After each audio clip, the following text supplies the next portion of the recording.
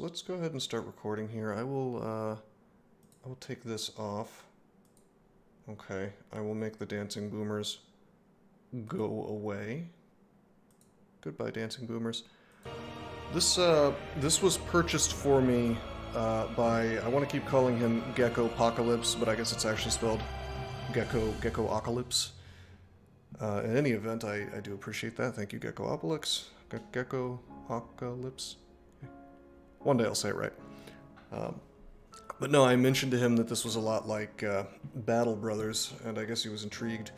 I don't really know a lot about this game. I know that I know that it's like Battle Brothers, so that makes it a tactical kind of squad-based game. I know that it's in early access, which means that we should be as forgiving as possible about.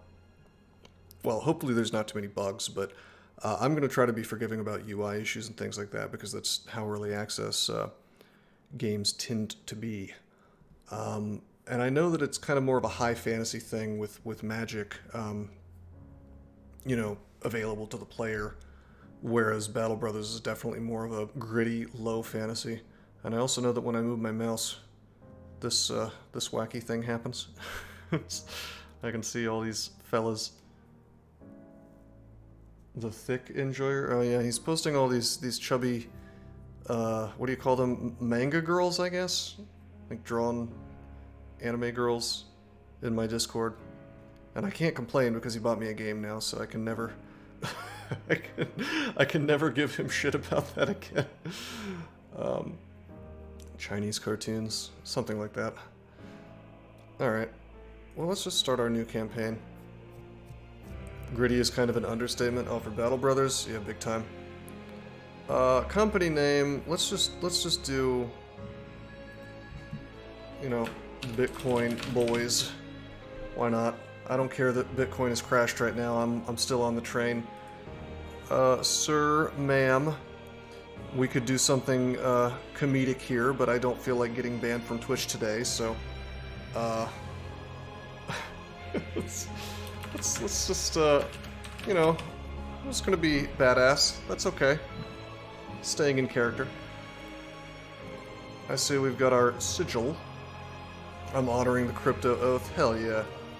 Alright, what do we got here? Oh man, it's the Lightning Network.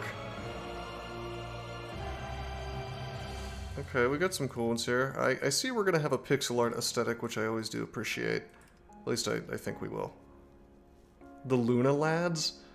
Oh my god, I don't want anybody, I don't even want to hide behind a shield of irony there, because if I start making ironic jokes about that kind of thing, people might believe that I'm into Luna, rather than thinking that it's like a horrible scam shitcoin. I feel the same way, NGMat. If I wasn't hemorrhaging money into farm equipment, then I would probably be buying Bitcoin right now, personally. Sad about your BAT. I think that'll come back up. Just personal opinion. Don't buy or sell anything based on anything I tell you. Obviously, I don't give financial advice, but I believe there are a few non-Bitcoin coins that I to this day believe in as a long-term prospect, and BAT is one of them. Oh, we get different backgrounds. Okay, I'm not much for aesthetics, but try to pick something that looks the coolest. I'm picking the lightning bolt because of Lightning Network. Gotta keep the theme. I think one of the diagonal ones probably looks the best. Probably. These are the choices that truly matter. Oh shit, that looks cool. I don't even have to see the rest. That's awesome. Farm equipment is expensive. It really is, unless you want to go cheap and get like tiny things. And the worst thing is that this is gonna be Farmville stream. I just know it. Like, the worst thing is that if you buy a tractor, unless you get something from at least before 2010, you end up, Quad Nines, I hate you. You end up with this hunk of shit that if it breaks down, the whole thing is run by software and is subject to these crazy EPA guidelines now. So, like, number one, the thing might not run very long without it deciding that it's putting too much pollution in the air, so it decides it's just going to shut down for several hours. Number two, if something breaks down, let's say you buy like a John Deere or something, I hope you have a lot of money to ship the thing over to a John Deere dealership or something, because you can't do the repairs yourself. You need some dude to like hop on that software and put in a special code, and then magically your machine works again. So buy a horse and plow. Your fiance/wife will love it. It's wife now, but you know, I don't know. My big long-term plan is to get greenhouses up, but the thing is that I would like to be able to generate my own power before I do that. So whether that's solar or a wood gasifier or maybe some combination of the two, I feel like having inexpensive power is kind of important there, because I am going to need to heat those, at least to some extent. But thank you, the Loveworm. But you know, I'm doing an outdoor garden for now, and I'm gonna shell out the money to get a fence up, and I'm probably gonna have a neighbor who has a tractor do my tilling for me for this year, and we'll just kind of go from there. All right, starting point, new game, skip tutorial mission after prologue. This is interesting. I don't know what any of this means. We're gonna start with new game. We'll turn Ironman on because we're not little sissy babies today. We are badasses, as seen in my title. Okay. Custom, huh? Well, we're not going to do custom. Okay, adventure, that's baby mode. Battle hardened, that's normal mode. Warlord, those that have already mastered combat in the Iron Oath expect to lose many mercenaries with even the slightest mistake. A significant challenge awaits your company. What do you think? Should I should I start with Warlord mode? I have a suspicion that not knowing the game, this will be particularly exciting. Yeah, we will. Why not? Injuries recover at a slower pace. Okay, so we have injuries like in Battle Brothers. Strongest enemy encounters to battle. Hell yeah. This can't be as hard as BB. We'll see. I will find out, my friends. More elite enemies during higher difficulty missions. In dungeons, new time mods every 14, and I guess that's a unit of measurement for time. Alright. Time for the Bitcoin boys. Oh no, words. I can't read. Gods once lived alongside humanity in the heart of Calum. Unknown cataclysmic event plunged the world into a dark age. The world got jannied. History is lost to time, so too were the gods. Absent everybody humanity is contending as a great being of darkness from the void. Ruh-roh. The Scourge. Okay, so we got a big dragon who's owning everybody every few decades. Wasn't this the plot to one of those Final Fantasies? Afflicted by the dragon's blight, would lose their minds and bodies as they slowly became abominations of flesh. Oh man, it's like a Draco Lich. All right, I don't want to be blighted. I'm picturing Danny DeVito coming up to me and telling me that I've got the HIV. You've got the HIV. You're positive. Despite centuries of effort from the Vanguard Order, Realm's greatest heroes, no lasting victory against the dragon could be achieved. The Danny DeVito dragon. Come to accept the inevitability of the Scourge as a part of life. Oh no. Driving despite of it. Okay, alright. So we've got one of these things coming, and we're the heroes. We're gonna make things better, I guess. Retrieval of smuggled supplies. Or at least that's what your employer had promised. I bet they lied. Dog, I'm a serpent. I'm a big dragon. Bitcoin will save this fantasy world. What if the problem is truly economic? What if we don't have good money? You know? Scourge is part and parcel of living in a fantasy world.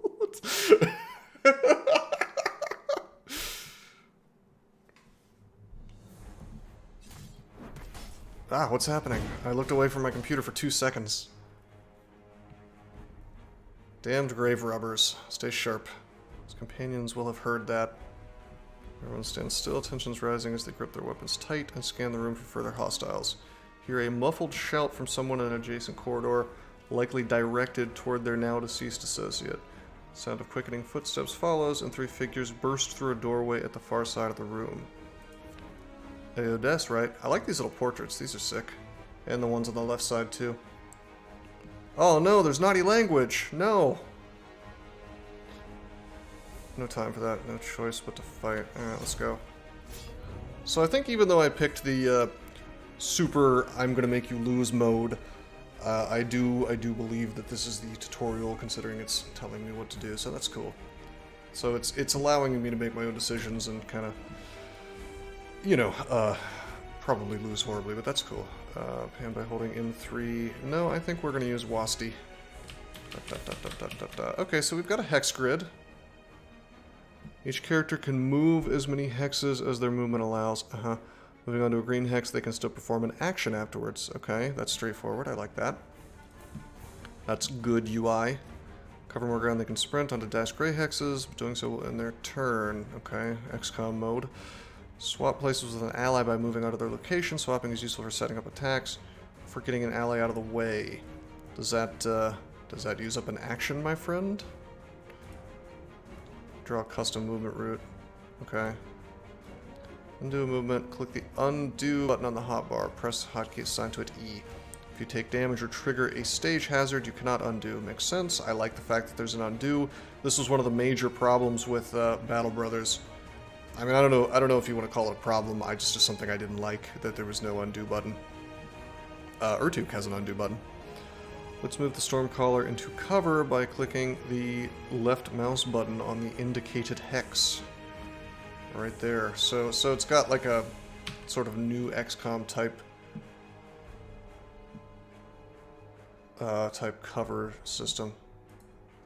If you don't have any desirable action to perform, you can delay a character's turn until the end of the round by hitting the wait button. Okay, that's familiar. Undos are very quality of life. I don't know if they're essential quad 9s. I think you've got a very different kind of game if you don't have one. And I mean, maybe you take that into account where, okay, that's part of the balance of the game, is you got to be careful. But personally, I don't know. I think it would be hard to make that argument. Cats walk on keyboards. That's also true. Alternatively, you can end a character's turn by using the guard action, which provides a temporary bonus to defense and evasion. Okay. Click the wait button to delay Stormcaller's turn. Okay, so let's just kind of take a glance over these things. Move, undo, based. Use item, flee, attempt to flee. Even if successful, you may sustain heavy damage or injury. I wonder if they have like a flee part of the map they have to get to, or if it's just like instant. Increase defense and evasion by 25%. That's significant if evasion works the way I suspect it does. Yeah, Loveworm, I agree entirely. The Battle Brothers, one of the really poor things about that, and there's not a lot of poor things about Battle Brothers, but one of them was that the elevation system was badly implemented in terms of just visually seeing what was going on. It was kind of hard to see what the elevation of stuff was without pressing plus and minus 400 times. Looks like this guy has like lightning abilities. Okay. Okay, abilities. Your character's abilities have a limited number of charges available, so it is important to plan wisely and use them effectively. Really? Charges can be restored by camping or by using certain provisions. So camping probably happens outside of combat. That would be the only thing that makes sense. So this is interesting. That means that you have resources that you very much care about keeping, you know, not using as much as possible unless you absolutely have to. Do me advancing on us, looking to set a trap by using the Pyro Lancer. Return to sender ability on the indicated hex. That's kind of a cool name. Pyro Lancer. That's clever. Wonder if they made that up. On the indicated hex. Was this the indicated hex? Oh wait, no, that's saying he's waiting. I see. Okay. Oh no. No, not the arrows. Ah. Okay, so the AI is dumb and will not avoid those. Okie dokie. And maybe that's just for the sake of the tutorial. Some abilities are able to push or pull targets. Well, that pushed him back one. Forcing targets into obstacles or terrain. You can inflict bonus damage and other harmful effects. Okay, so that's cool. That's Urtuk style. I really liked that mechanic in Urtuk. The fact that you could just shove unsuspecting douchebags directly into some spikes and they would either die instantly or at least take some damage. Move the pugilist into position. Uses crescent wave ability to push the enemy into the pit. Uh-oh, I see a pit. Okay. Kick up to 3 adjacent targets in an arc. Damn, dude. Oh, okay. Alright. So he doesn't die. This is like Zelda style falling, where you just come back up after taking some damage. That's fine. There's the zone of control. Okay, good. That's normal. Whoa, whoops. I think I just... No, I didn't. Never mind. Unit cannot leave the zone without suffering an attack of opportunity. Mechanic helps lock down enemies and prevent them from reaching more vulnerable characters. So I wonder if you get hit, does it stop you from moving like in Battle Brothers? We'll have to find that out. Basic attack with unlimited uses. Unique abilities are guaranteed to hit their target. Basic attacks are subject to accuracy and evasion check. Interesting. Perform a basic attack by clicking left mouse button. Basic attack that deals holy damage. I see some other symbols here. Presumably either 92 accuracy or 92 damage, 4 lightning zappies, and 1 triangles with a circle in the middle. Can I right-click this to get more info? No? Huh. I assume that you can read more about this in a tooltip outside of combat. Something I would maybe suggest to the developers is some way to get more information, because, like, I can hover over this and see those things, but, like, what if I want to... Maybe I should be able to, like, right-click this, you know, and hover over some of that stuff and have it tell me what it is, because I am curious.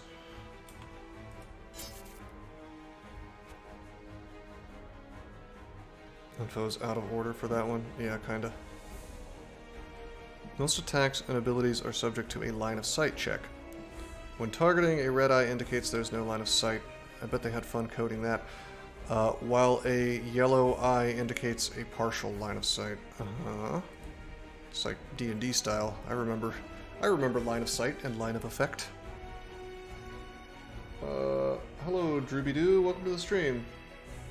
Oh, cool. Well, maybe you can give me some advice. I'm blind running this on the highest difficulty, so I anticipate losing a lot before I figure out what's going on.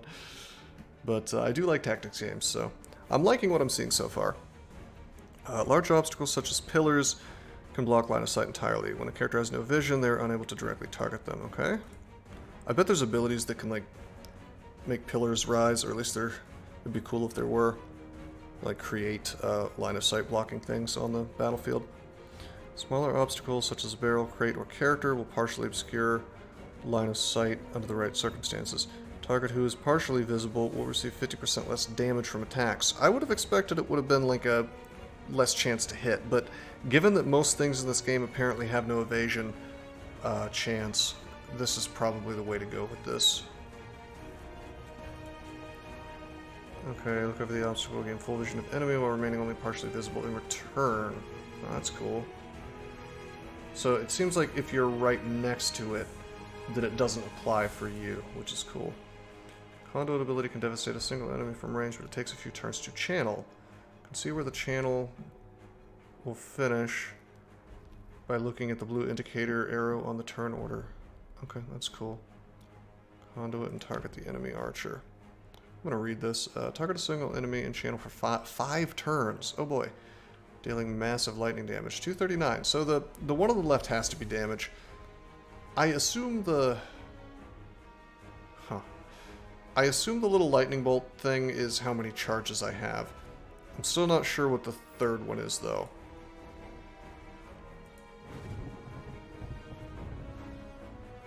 Avoiding attacks of opportunity. When the nearest enemy is stunned, the Pyrolancer can safely move past their zone of control. It can be avoided by using abilities to incorporate movement like the swap option. Let's aid the Guardian and sprint to engage her target. But then I can't... Oh, right. He's stunned because he fell into the pit, I guess. The third one is the range of the ability. Oh, okay, Drooby Drew. Yeah, range makes sense. Thank you. Based. Okay.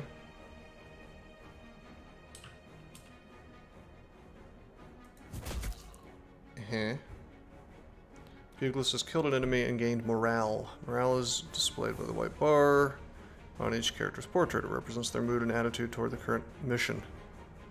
Gained and lost. Blah blah blah. Combat triggers. Sounds like Battle Brothers. Suffering a critical strike from an enemy will lower it. Take longer to recover from a mission. It will also lose loyalty towards the company. Uh-oh. Contract negotiation. Targets are considered flanked when you occupy 2 opposing hexes. Oh, we really are doing 3.5 D&D logic. Alright. All attacks against flanked targets deal extra damage and cannot miss. I wonder if a third character not on that line would still deal extra damage. We'll have to find that out at some point. Am I not going to take an attack of opportunity from that? Is he... why did we not take an attack of opportunity? Is he stunned or something? Can I right-click him to get info? No. I don't see any symbols on him. I was here and I took a step, so I should have been attacked, right? Curious. You're already in the zone of top right? What about top right?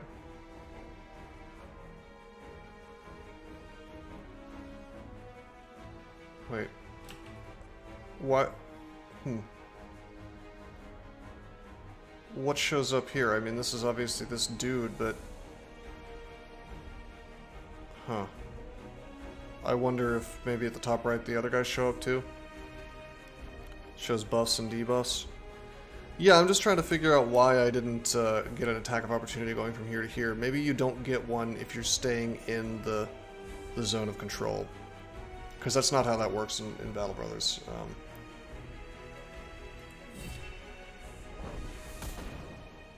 Okay, that looked like a crit. I don't know if that was extra flanking damage or not, even though he wasn't technically flanking him. I think it was, though. Okay, so we get a bandage. Stabilize injuries, dispel bleed, restore a small amount of HP.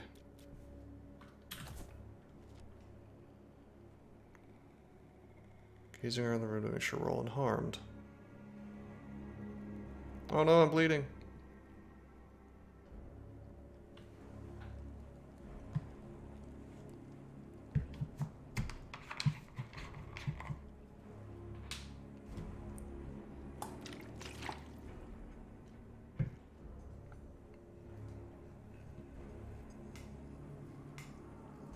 Where were you, buddy? There's some UI weirdness in the top bar. Health is shown by a horizontal red bar. On the left, the group panel, health is vertical and red tint on the portrait, with morale question mark as a vertical white bar.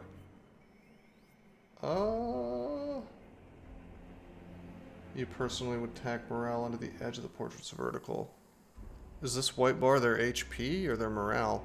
Oh no, the red bar is like filling up the portrait. I kind of like the way that's stylized, but... I mean, you've got the numbers, so it all is kind of superfluous, I guess. But yeah, it is kind of weird. I'll catch on to this kind of thing here in a minute, once I've played a battle or two. Torn and the rest are still searching. They're better place to stash supplies. Suppose those smugglers had little choice. You're getting paid to retrieve them. Okay, dokie.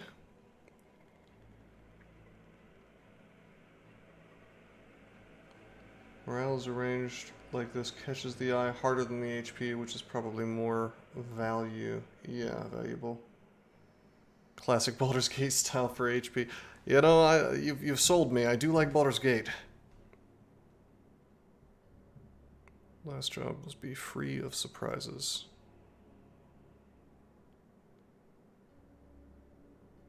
Uh-huh, okay. Okay, sure. This, doesn't seem like terribly useful information. This guy's leaving my company, I guess, at some point. That's true, Loveworm, didn't.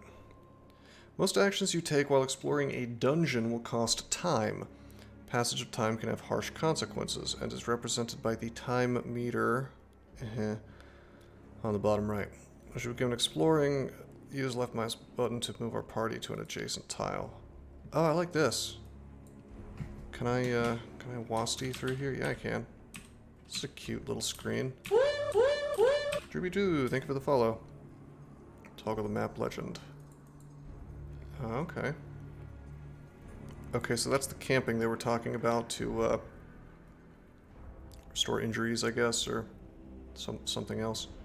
Receive various bonuses. Oh man, it's like Darkest Dungeon style. Scout up to 2 tiles ahead, revealing any events, traps, hidden secrets if a perception check is passed. Loveworm, thanks for the follow, man. Time modifier will be applied to each revolution of the meter. So this was the thing we saw with the difficulty, where I guess this is a lower number than usual, because I'm playing the hardest difficulty. Very bad things, I assume, will happen if this thing fills up. Okay, I also would like to see what I've got here. Small health potion, bandage. Yeah, we're only a little bit hurt, that's fine.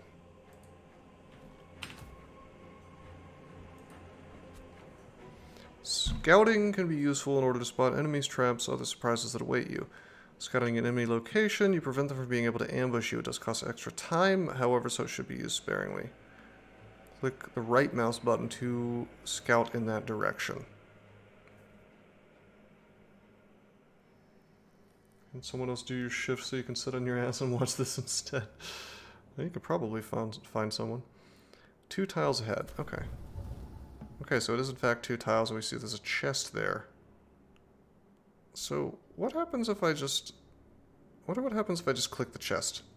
Okay, I just skip right through that room. But it still used up the time to pass it, of course. When interacting with an exploration event, you often have multiple choices available to you, sometimes costing various amounts of time. Characters will have their own opinion of the choices you make, which can affect their overall loyalty to the company. Some actions require a stat check. The character with the highest relevant attribute will be chosen for the task.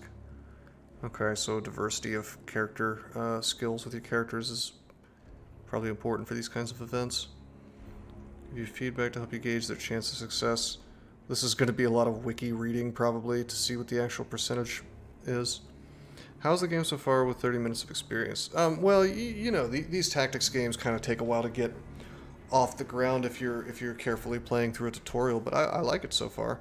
It seems like there's some interesting mechanics at work here. I mean, I like what I've seen so far for the most part. Some of the UI stuff is a little bit questionable, but this is early access, so I expect some of that will probably change. If you have any tools on you, they will be consumed. They can be consumed to boost the chances of a successful action, or to perform a unique action that otherwise wouldn't be available to you. Spot a discarded pack up ahead, likely dropped in haste by the grave robbers when you alerted them. Okay, so Uric is gonna try to grab it, I guess. Takes 1 turn to loot it. Oh my god, opening a bag is so hard. Takes so much time. Okay, so one of my guys liked this, I guess, and one of them didn't. Received a health potion, received bandage, received tools. Well, hell, that was worth it. So, I wonder if they have like hidden personalities or something. Oh shit, we've discovered an inventory screen. Character gear comes with a durability rating. With enough use, it will eventually break and turn to scrap. If an item loses all durability while on a mission, it will not break until the mission is complete. Okay, that's cool. Boiled leather. Decorative wand.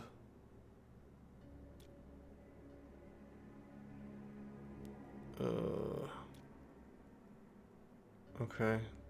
Description of the character. So surely he has like a personality or something, right? You know, that would indicate he's going to be upset if we spend time doing things versus other people. Also, can I change his name? Huge problem if you can't change people's names.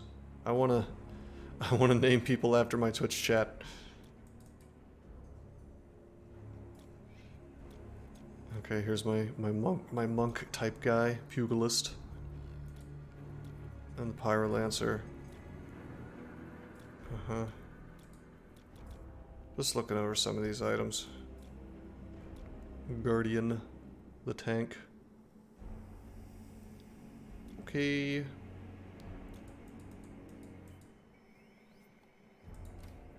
We can look over abilities if we want to, which I won't just yet. Sunslayer, Katie. Hey, welcome to the stream. Not in a dungeon, you say. Okay. Wait a minute. We have traits here. Sometimes can act cruel. Maybe this is the stuff that affects it. Gains loyalty 10% faster. Claustrophobic. That is a typo, my friends.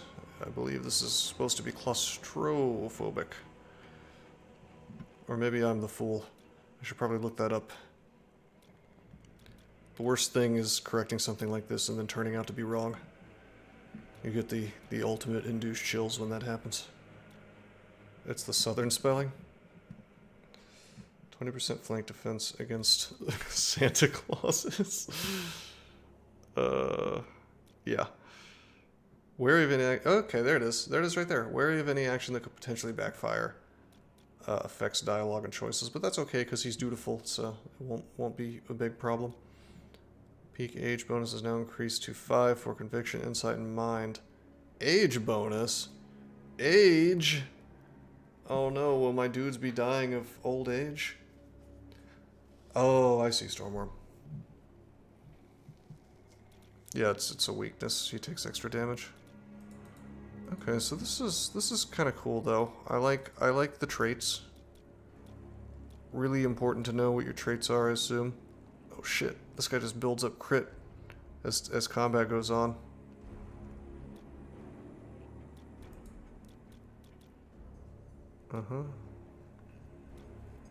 Reckless, okay.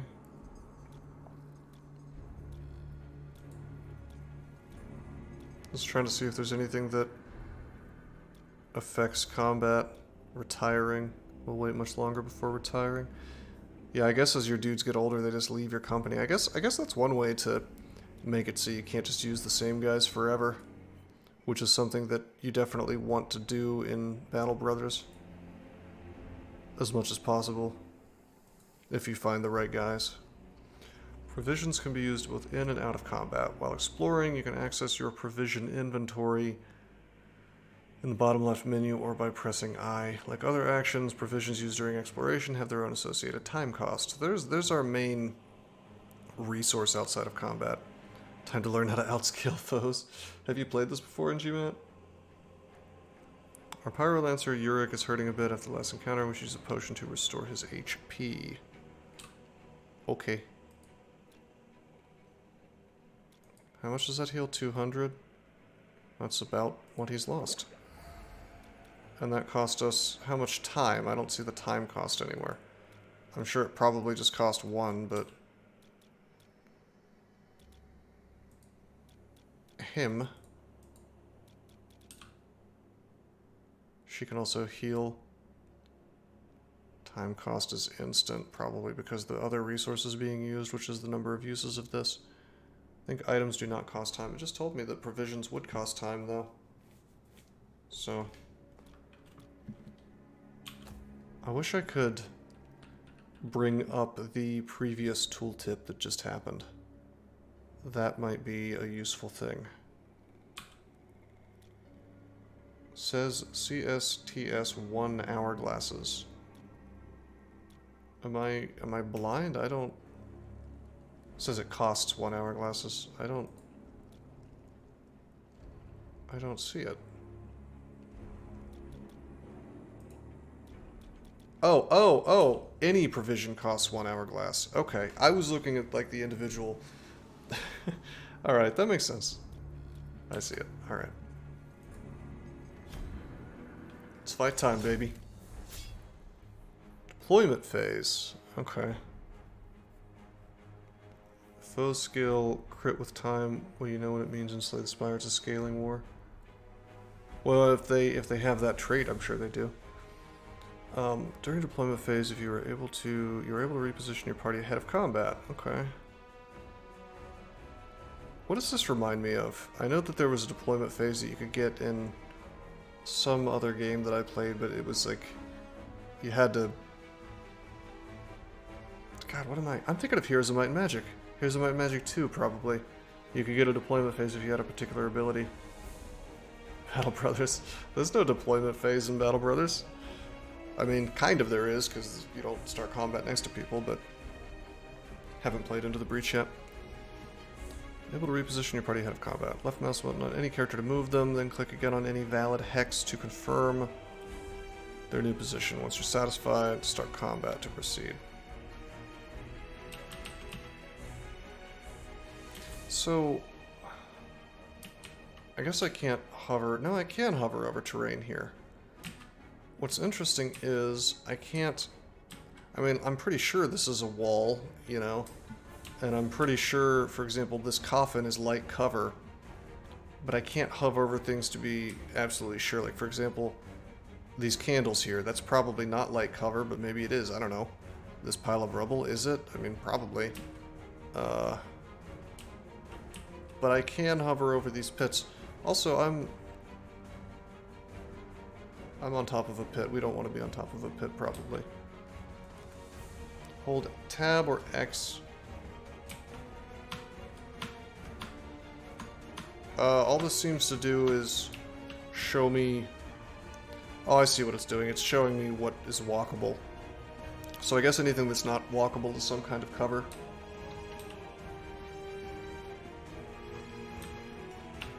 We could, in fact, go to settings and try to do some things. I don't... Oh no, not the violent deaths!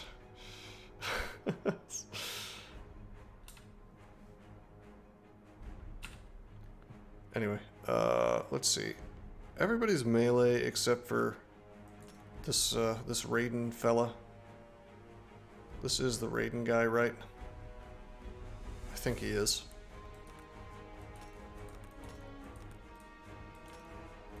I'm not going to be knocked into the pit, so it's probably okay. Just lurking for bed as it's 4 a.m. Hey man, that's fine. I almost want to like lure a guy onto the pit tile so I can directly kick his ass onto it. However, we have a bowman here, so it's probably not going to work out too well. We're going to have to rush him. Maybe we can get a guy to come up here and then we can kick him into that pit. Oh, I should have looked up. Now I see who it is that goes first. Okay. Did we have 4 uses of this before and that's why it's down to 3? I think we did. That makes sense because it said we use them up during combat and we don't get them back. Okay, so I can, in fact, go over to these guys, and I can hover over them, and it all shows up here. This guy has 3 movement. It does not show me his movement when I hover over him, but it does tell me he has 3 movement, so he'll probably end up like 1, 2, 3, like right there. I think we'll just wait and see what happens, yeah?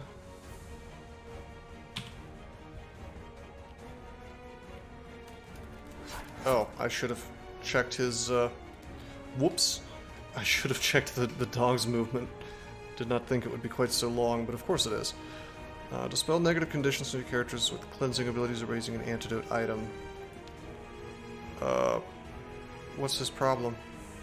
How do I see... Maybe it's just saying that? I don't think there's any kind of issue here, is there? Hovering over him doesn't seem to show any... okay. Alright, so we have 3 uses of Conduit left. We have 2 uses of Arc Lightning. Hits the primary target and arcs to all adjacent targets for 75 damage. We don't really want to do that. That's Swayed action. Yeah.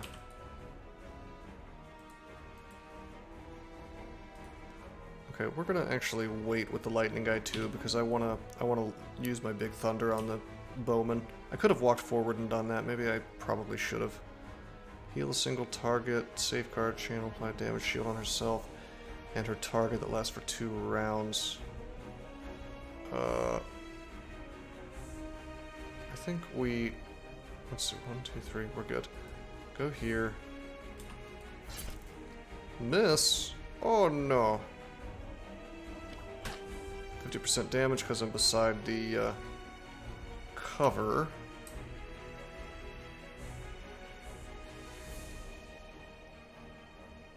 Okay, Blazing Lance applies burn.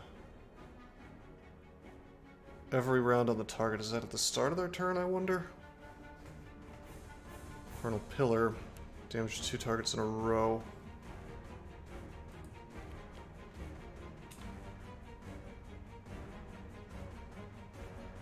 $189 versus $126.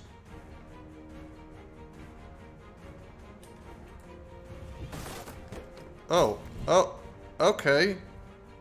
So if you attack somebody while they're on the planks, they will fall through. You don't just have to shove them onto the planks. You just knock their ass into the hole. Okay. That's fine. Dash to an empty cell and strike an adjacent enemy twice. That's cool. This crescent wave thing. Okay, so I have confirmed, check it out, we can prove it. If I go out of his zone of control, I take the attack of opportunity. That's what that symbol means. If I go from his zone of control to another place in his zone of control, no biggie. So that's different from Battle Brothers. It is interesting, and what I'm going to do is, we're going to go here. I want to test something. Okay, so we'd be knocking this guy... We'd be knocking this guy into the rubble. We'd be knocking this guy into the wall. So what I want to know is that gonna do extra damage? And I see 2 pieces of damage popped up. So yeah, apparently you get a little extra damage by kicking people into walls and stuff. Okay, I'd like to use Arc Lightning here, but that's gonna hit my friend. Oh, this is cool. It tells me exactly how much damage it's gonna do. And I'll definitely kill them if I use Conduit, but it feels like a waste now.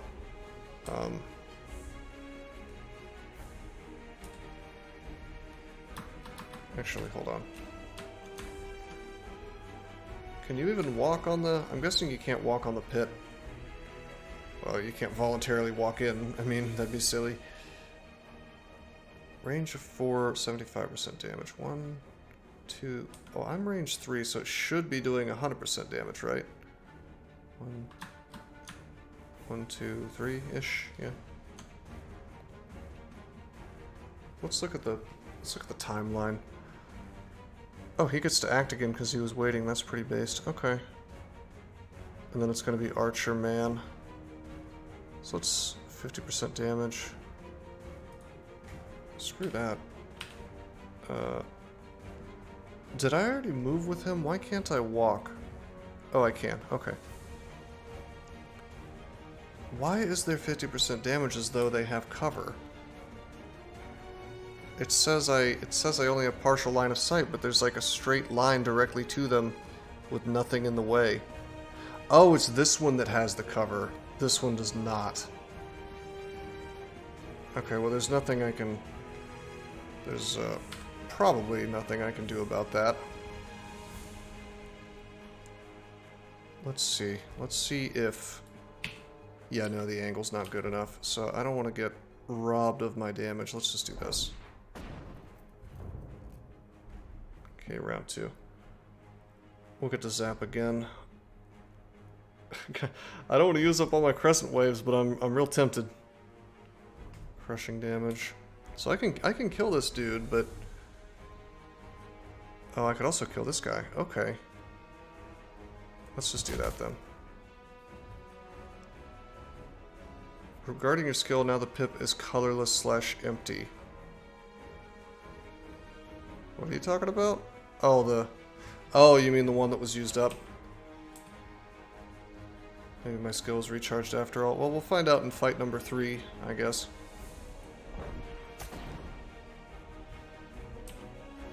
I mean, if that's the case, it makes sense for me to go ahead and heal dudes in combat, you know? I have a suspicion that it was, I have a suspicion that it was just because it was like the tutorial fight or whatever. You know? But we can certainly find out.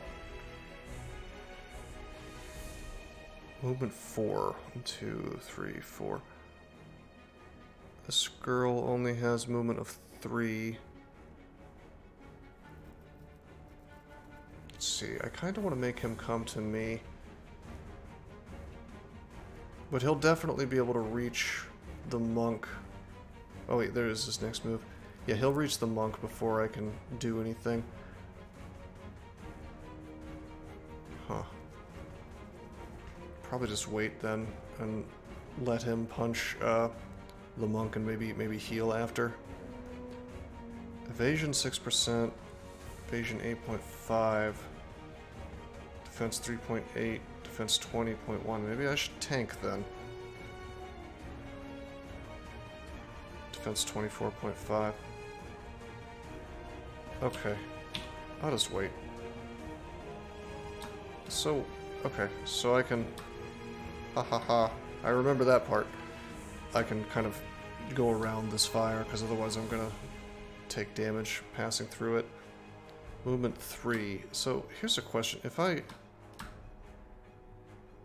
Yeah, like if I do this, I'm officially going out of the green and I'm running, which we don't particularly want. Maybe he'll be real stupid and run into the fire. It'd be nice if I could put a fire trap, like, right there, you know? Whoops. Whoops, whoops, whoops. But yeah, we can't... Yeah, we can't get up next to him. So again, I'm just gonna wait, and we'll see what he does. Yeah, and he runs forward just like we thought. And does a shitload of damage to my friend, oh no! Can't really flank here, not this turn anyway. Okay, I'm gonna use, I'm just gonna use the heal. Because otherwise he could, like, die in that turn. And we're gonna go ahead and run because we waited and there's really nothing else I can do.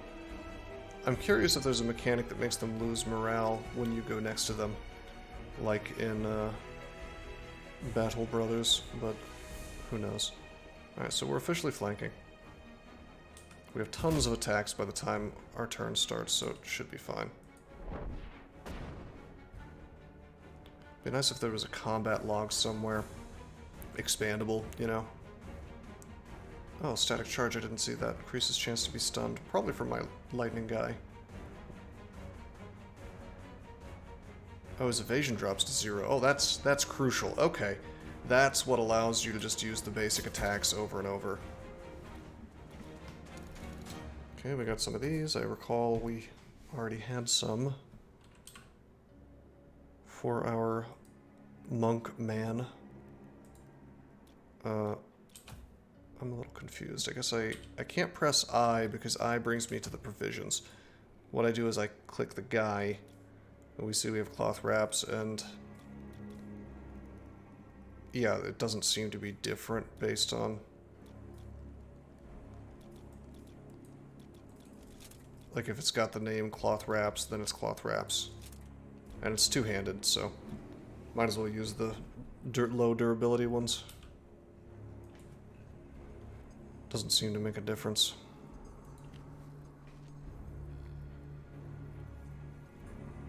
Hey, is this game good? Scentmare, I like it so far. I think that there's definitely a ton of promise here. I'm kind of still in the tutorial, but just at a glance, I don't know. I'm seeing a lot of different mechanics in it that could be very interesting depending on how they're implemented. This whole two mode, multimodal combat and exploring the dungeon thing. I'm pretty sure there's going to be a third mode afterwards where we're out of the dungeon. There was talk of some kind of like negotiations with your team. You know, getting everything, getting people to stay with you and keeping their loyalty high and so on and so forth. I think there's a lot of stuff going on here, and I'd be interested to see where it goes. No, quad mines, no! No! Anyway, we've got a cave-in happening, apparently. Have to find another way out. What are the others in the supplies we're supposed to locate? I suspect they're fine, or at least I hope. Our priority is to find them. Hopefully they've already retrieved the supplies. We could do with a little luck. So we're about to hit the time modifier, which I suspect is going to make this not very fun. Why would you not tell me what this mechanic is, huh? What's that? What's the little, what is that, I wonder?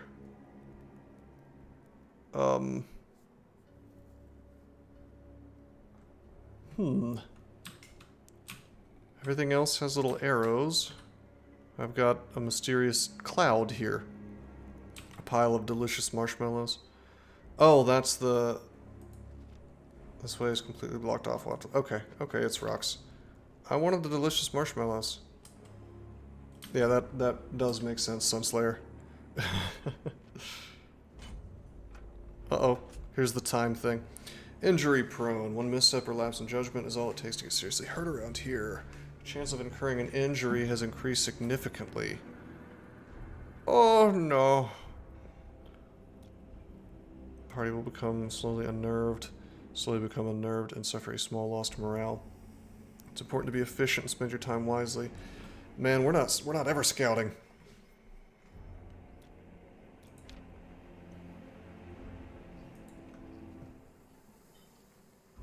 Okay. But there's more rocks in the way.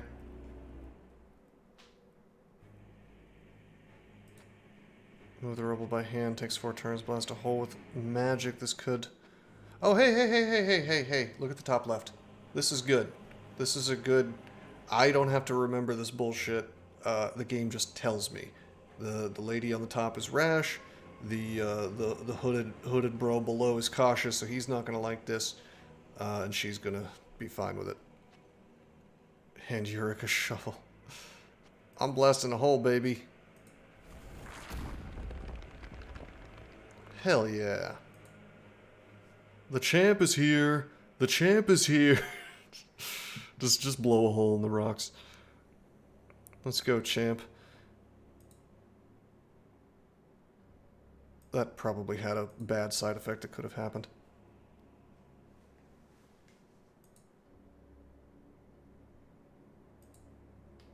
Oh wait, we ran into Vaughn again. Okay. They didn't find the stuff.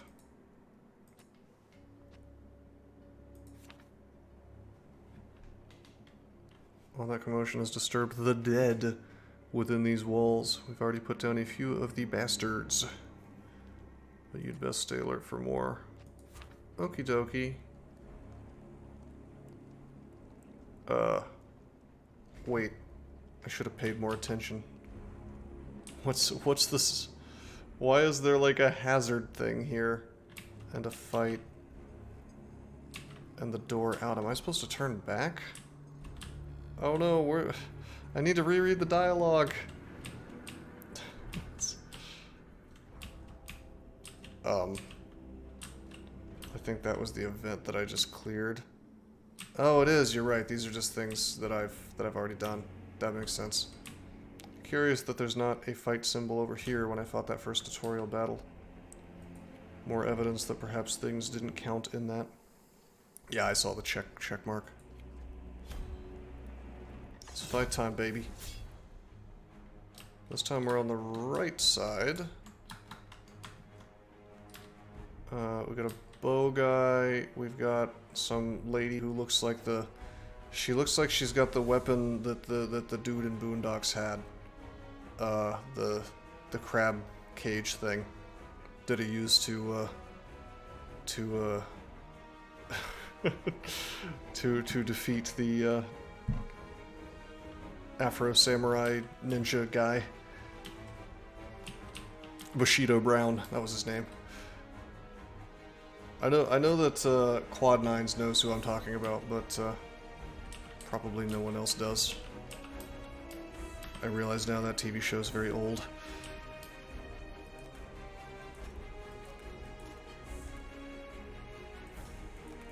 It's because you have good taste, Quad Nines. I'm sorry. Help, I'm being old. I'm being old again. Alright, so we have a chance to kind of rush down the bow person. Movement 4. 1, 2, 3. 1, 2, 3, 4. So, 1, 2, 3, 4. If swapping cost 1, she could in fact make it up here and attack me. It would be nice if I could check my guy's abilities during the deployment phase, because I still don't know exactly what I'm doing. But it's not letting me do that, which I think... Oh, just kidding. Just kidding. I want to see what all I can do here. Attack enemy twice, okay.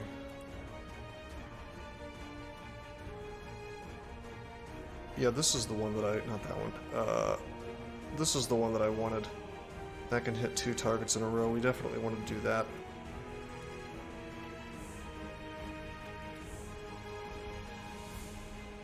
Could also use some arc lightning here. Yeah. Yeah, Loveworm, I think that is in fact what's going on here. Okay. So let's be smart. Monkman is first. I think we're probably just gonna like run up and attack. What are you? Movement 4. So 1, 2, 3. Well, we're not gonna get flanking. That's not possible here. We're definitely gonna want this guy to, you know, just kind of walk up and do that ability that burns both of them. How about you? What are you? You got movement of only 3, 2, 3. He'll definitely be able to reach an attack if I do anything really. So let's keep this fella safe. She's more of a tank. She's got defense of 21.8%. So, and Uric has a little bit higher. But unless they miss him, Monk Dude's taking some serious damage. So let's do this. We'll have her kind of move in like that. If I wanted to, if I wanted to, I could put like a flame thing here to knock that guy back. But I probably won't do that. Let's just see how it goes. I'm gonna try to use some basic attacks here. I'm gonna try to miss some basic attacks here. Okay, she's honing. So again, okay. Slice attack will add bleed. Okay, we can kind of see what she can do now. All right, so we'll just. Oh wait a minute, this is the lightning guy. How much HP? 350. Definitely not using arc lightning now. What's going on here? Apparently, I can attack this blockade.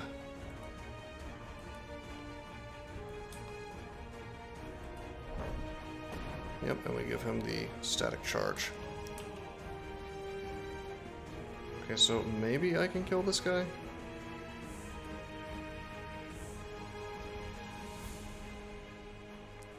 $92, looks like exactly enough. Except we rolled poorly or something, so... But that's okay. Oh, hello! He's doing a thing. He's doing a thing. He's charging some kind of thing up. So I now know that you can use, ranged attacks. Even if you're adjacent to somebody. And I wonder if that gives me an attack of opportunity or not. Shouldn't there be like a some kind of thing letting me know when that attack is going to happen? Maybe it's not for a very long time, because the symbol there is like a wait marker. So maybe it takes like next turn and then also the turn after that. That doesn't make a lot of sense though. Okay. Well, you know what I actually want to do? No, he'll be able to swap in. We don't want that to happen. So let's stick with the original plan. Do the Blazing Lance, I think. Not the Blazing Lance, the Return to Cinder. No, that's the Fire Trap. Infernal Pillar, that's what we want. That's right.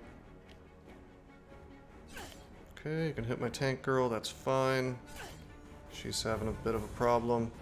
Looks like she didn't get injured, unless that shows up after combat somehow.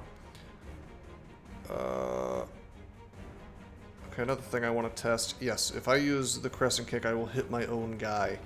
So, obviously not the best idea.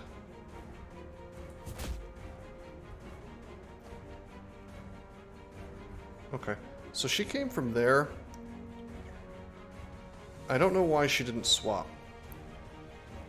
That is interesting. Isn't it? Okay, we could arc lightning. It seems to do less damage than the electrocute though, which is interesting. We could also conduit her. Can all units swap? It seems so, yeah. Like I could swap with my lightning guy here. Is she on fire too? Yeah, she stepped into the flames. So she will take fire damage once per round on her turn, which is cool, but it would be nice if it told me how much fire damage she was going to take. I see a little bit of information is kind of being denied to me unnecessarily. 75% of 97 should still be enough to kill this outlaw enforcer. So maybe I will arc lightning.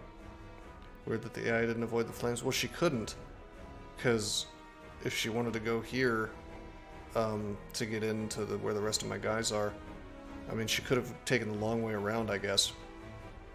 But the fire was right there, and there's stuff in the way for her to walk, as you can see.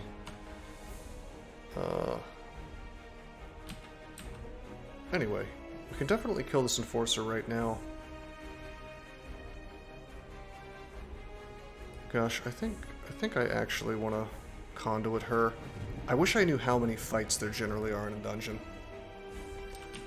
Yeah, I think that's kind of a slight problem with this game is, unless you're holding tab, it's not immediately obvious where the where the blockages are, the partial cover or whatever, but I think that probably becomes more obvious as you play it. Okay. So we're rather hurt with this lady here. What I could do is I could, like, go around and then we could flank her. Flank him, rather. I almost want to do that. Just, like, wait and then do that. But then again, I don't know how much... Gosh, I wish I knew how much damage the fire would do. Because if he's going to die from the 58 damage, it makes the most sense not to even attack him. Can I maybe find this out by going over to this fella and then...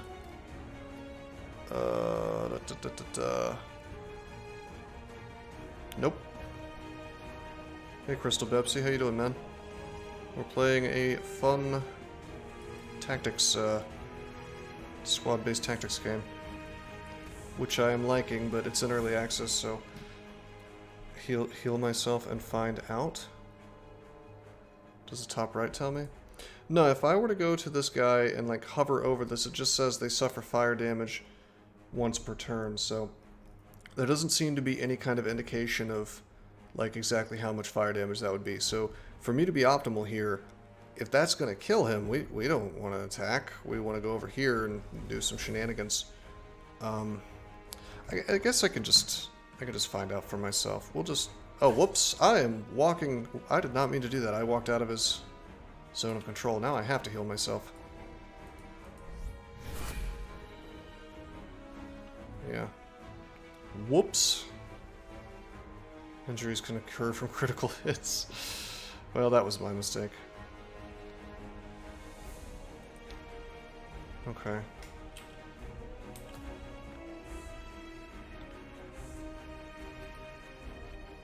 Okay, well.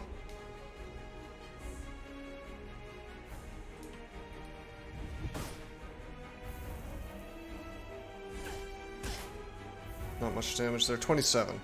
So it does not that much damage. Okay.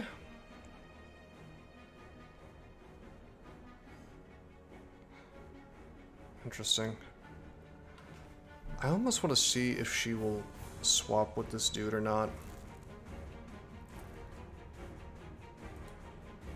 Yeah, I'm gonna wait.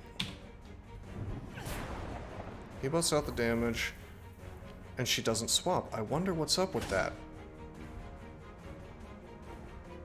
That's really interesting.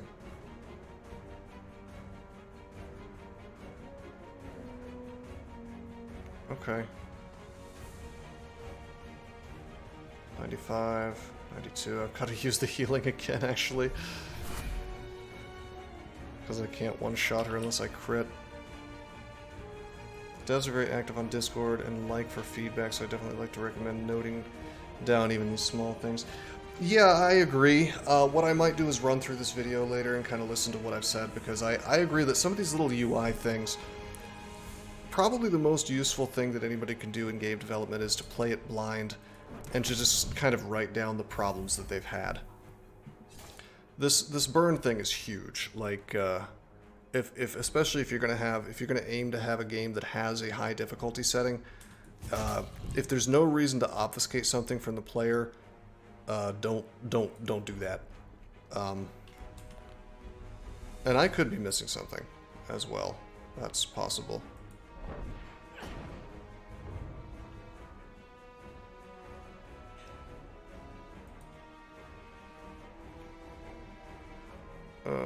Okay, well.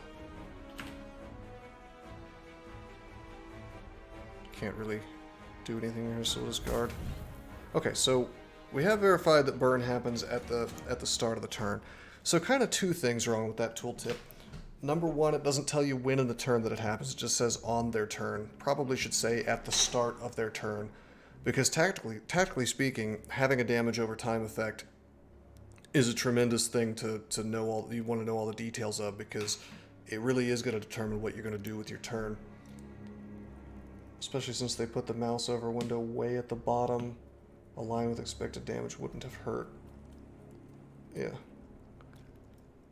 So we're going to scrap materials.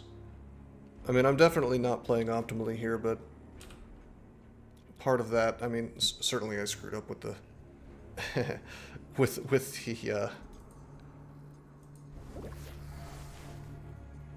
with the attack of opportunity. But part of it was also just not knowing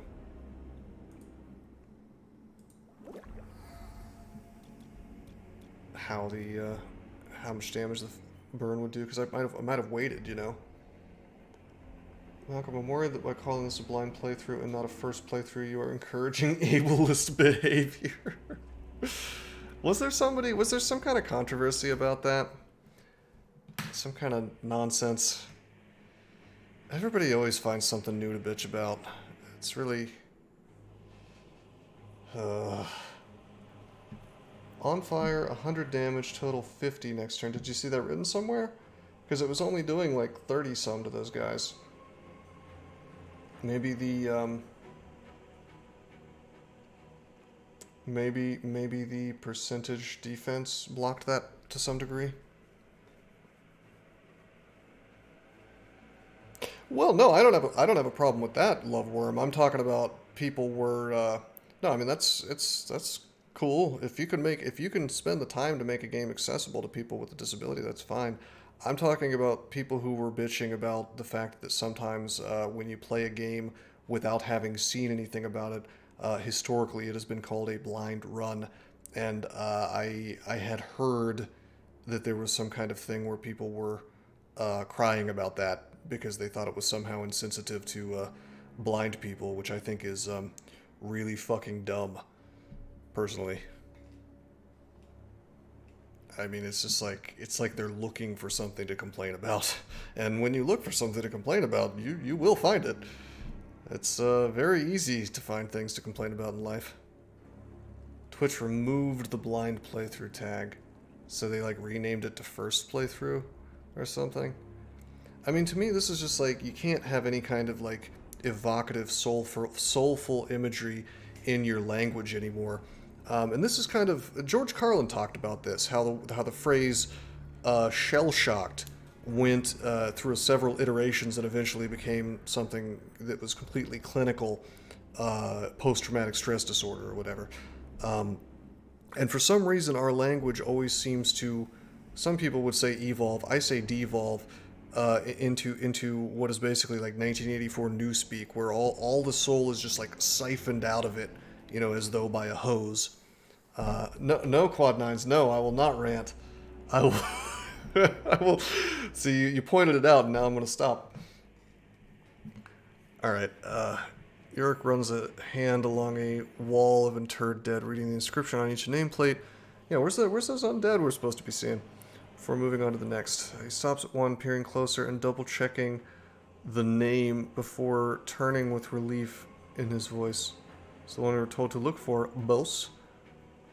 Hibbles. About time. Let's hope the contents are still intact. Reaching with both arms into the dark recess. Don't touch it, bro. Firmly has hold of a coffin. Ancient and rotting wood creaking in protest. Gingerly slides the coffin partway out and pushes the lid aside. Rummaging briefly for blah blah blah blah. Why would you hide your stuff in a coffin with in a crypt with a bunch of undead in a world where that's a bad idea because there's undead everywhere? Vials, huh? So what are we, drug dealers? What's happening here? It's a cure for the blight. At least slows the process. Vanguard keeps it tightly controlled, only treating those who pledge themselves to the order. Highly sought after on the black market. Man, it is drugs. Although, like, of the medical variety. Quad is just being mindful of the dungeon timer, of course. Ranting costs one-time units. That's pretty good, Sunslayer. Love Worm. Those who say language evolves never accept. It will simply evolve into more sensible version. Because true evolution has no goal, but the language evolves crowd has a goal, make language more degenerate.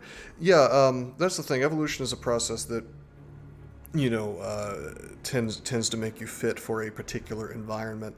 And while this isn't, biological evolution that we're talking about, it is, in a sense, very similar, because as language evolves, it is evolving to fit a certain for a certain scenario, a certain set of circumstances, a certain setting. And right now we're in a setting which is like fully controlled by the most obnoxious people possible, who will like get you fired from your job and ruin your life because you made a joke that was cool 10 years ago but has become offensive now. Again, because of the same group of whiny individuals who have taken control of pretty much everything. That's what I'm saying, is like it's still cool now. It's still fine to make an edgy or offensive joke. It's just that these whiners have decided that it's not anymore, and they happen to have the power to ruin your life, and they happen to have like full control over the media in this country. Like every single journalist. What I mean by that is like every single journalist who is allowed into the mainstream shares these dumb opinions, you know.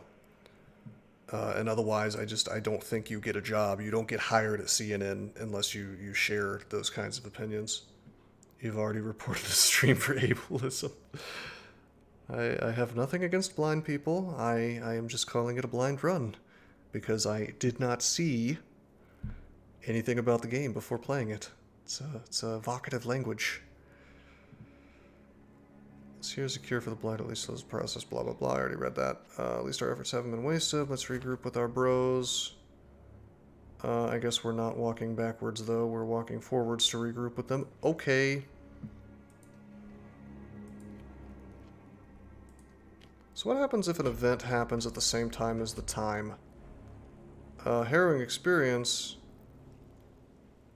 Okay, so here's some UI screw.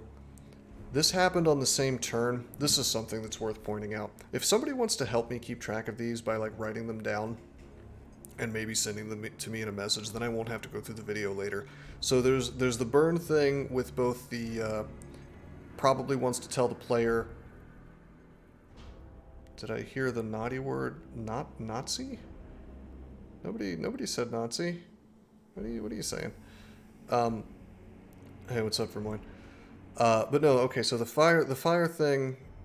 I wanna mention that to them about the. You should probably be able to find out, you know, just from the tooltip when in the turn it happens. Although you do find that out pretty quickly the first time you see it.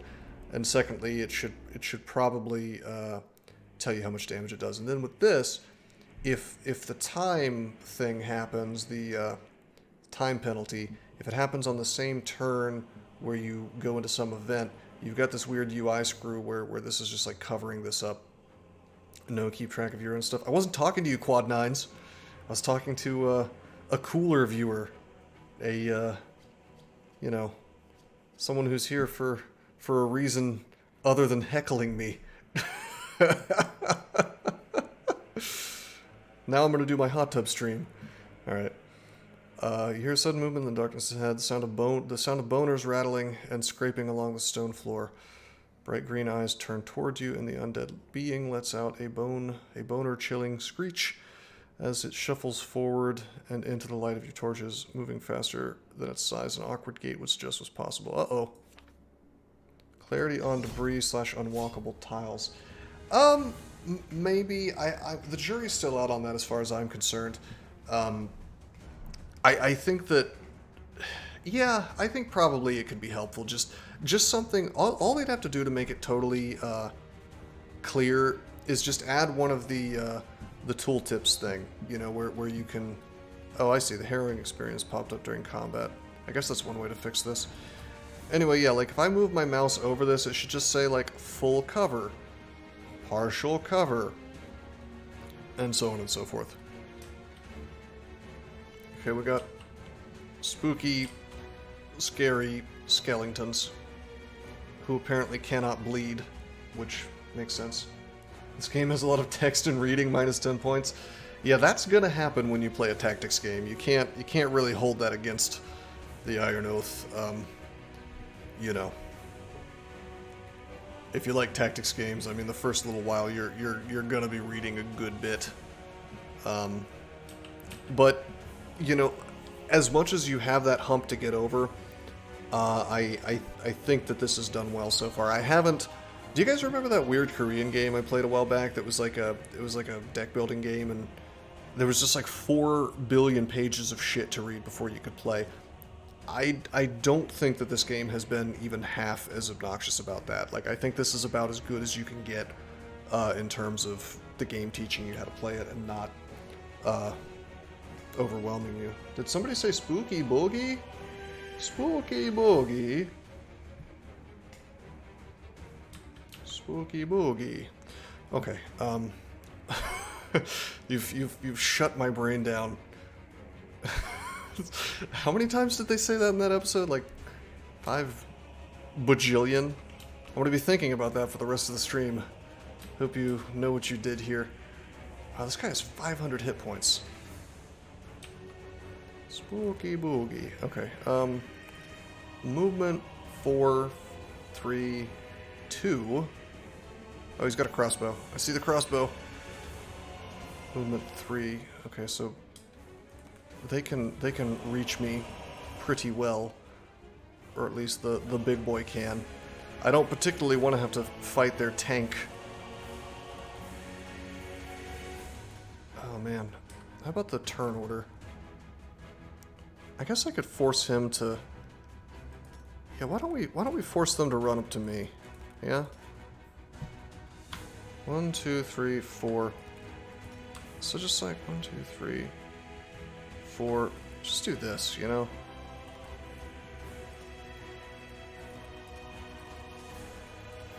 Okay, this is weird. Check this out. Okay, another complaint. And maybe this is just me. Check this out. Do they have D&D damage modifiers? Skeleton resist pierce is weak against blunt. I guess we'll find out. So check this out. Here's my complaint. I click the lady here, right? Okay. I click this guy. Why would he get displaced in that direction? To me, the intuitive thing is I click here and then he immediately ends up where she was. But instead, it's just like move, bitch, get out the way. Like, what's going on here? This is not so good. I don't know if maybe other people might find that to be... Yeah, okay, so I'm not crazy. That's unintuitive. This is like super annoying too. That's I would put that at my #1 complaint so far, actually, because I was fooling around with this and I realized I was getting annoyed, and I didn't really understand why until I thought about it for a second. I don't think it's a bug. I think they purposefully chose to make this as like a design decision, and I can't... Yeah, they did this on purpose, and I... Don't do that. It's a mechanical thing. Yeah, there's something going on. This had one of those moments where I should have pooped, but didn't, and... Why would you tell me that? I don't... This is what you call information I don't need.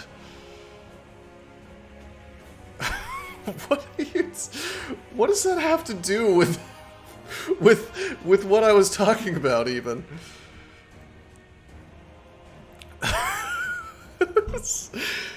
I'm picturing Sam Hyde saying these things, and it's making a lot more sense. Alright, 1, 2, 3, 4. If I have a person there, he can reach me. 1, 2, 3, 4. If I have a person there, he can reach me. 1, 2, 3, 4. If I have a person there, he can reach me. 2, 3, 4. Okay, so 2, 3, 4. All right, this is not bad. This is where we want to be. So this way he doesn't get the first hit, and maybe I can just pile on the giga damage on him. I don't really know exactly where he'll end up. I don't know how good the AI is. I don't know if they'll try to get to my ranged guy, for instance. So if he goes here, that'd be probably ideal, because then I can run up and kick him into the wall or something. Wish I knew what abilities these enemies had, but that's okay. Let's yeah, let's do this. Okay, we'll press the C button to wait. He goes straight forward. They seem to like to... Oh no! He has an ability! He cucked me, you guys. He knows how to attack from 2 squares away. I so cleverly avoided. You know, I thought I was being so clever. It turns out I wasn't. Alright, well let's conduit this guy. We'll wait, probably. How is this going to scale? Yeah, I don't know. I don't think this is the tutorial dungeon. I think there was like 1 tutorial combat is what happened. Okay, there's a... He's about to take a trip on my ruse cruise, actually, because he's foolishly wandered into the pit. Here's something I want to do. This is going to be interesting. I want to see if I can double up on hazards. So... Hold up. Let's just... Hey, yo, hold up. So we're going to go here, and then...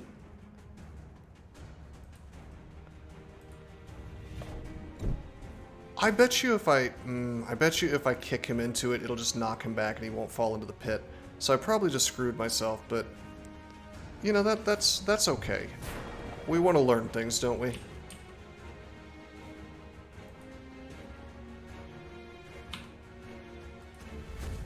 He hits the fire and he goes in, and he takes just shitloads of damage and dies. Okay, but I'm getting a little bit nervous, because I'm noting that he is still on the battlefield with 1 HP and a little twirly around his head.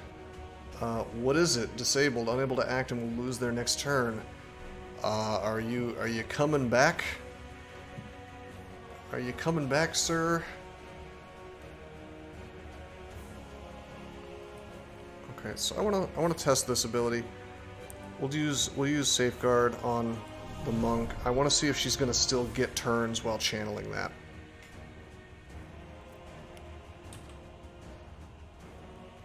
Also, what?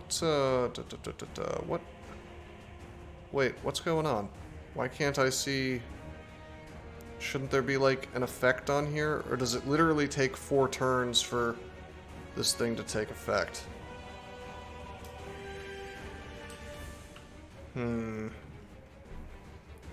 Well, that's interesting.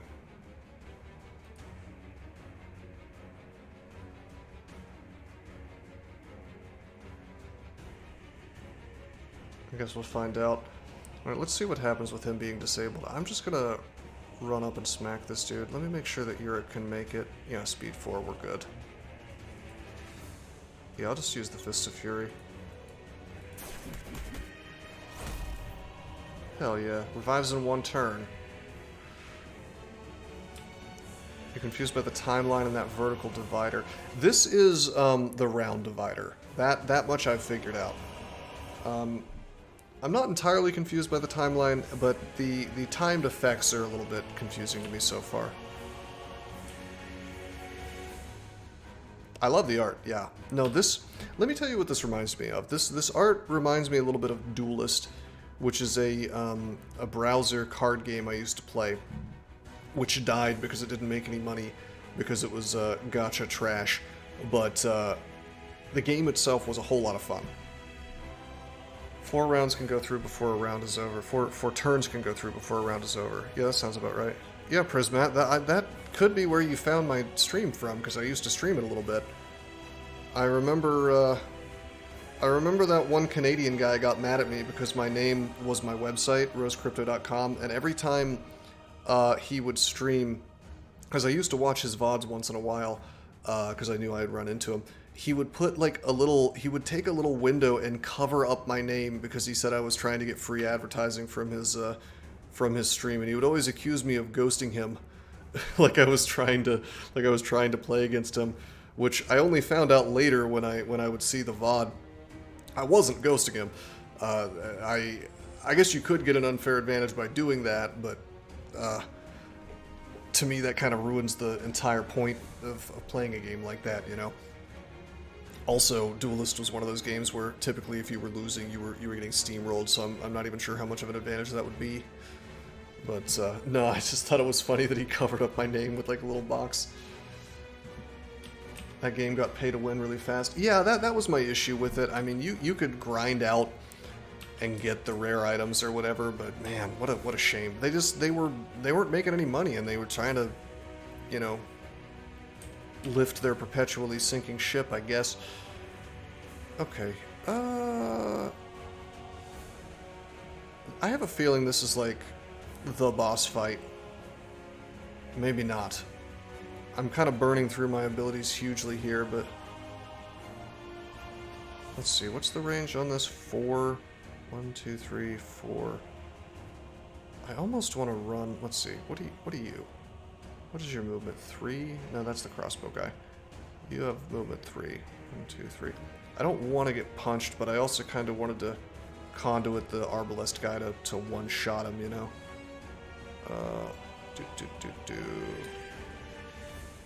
Huh. I think I'll probably just finish this dude.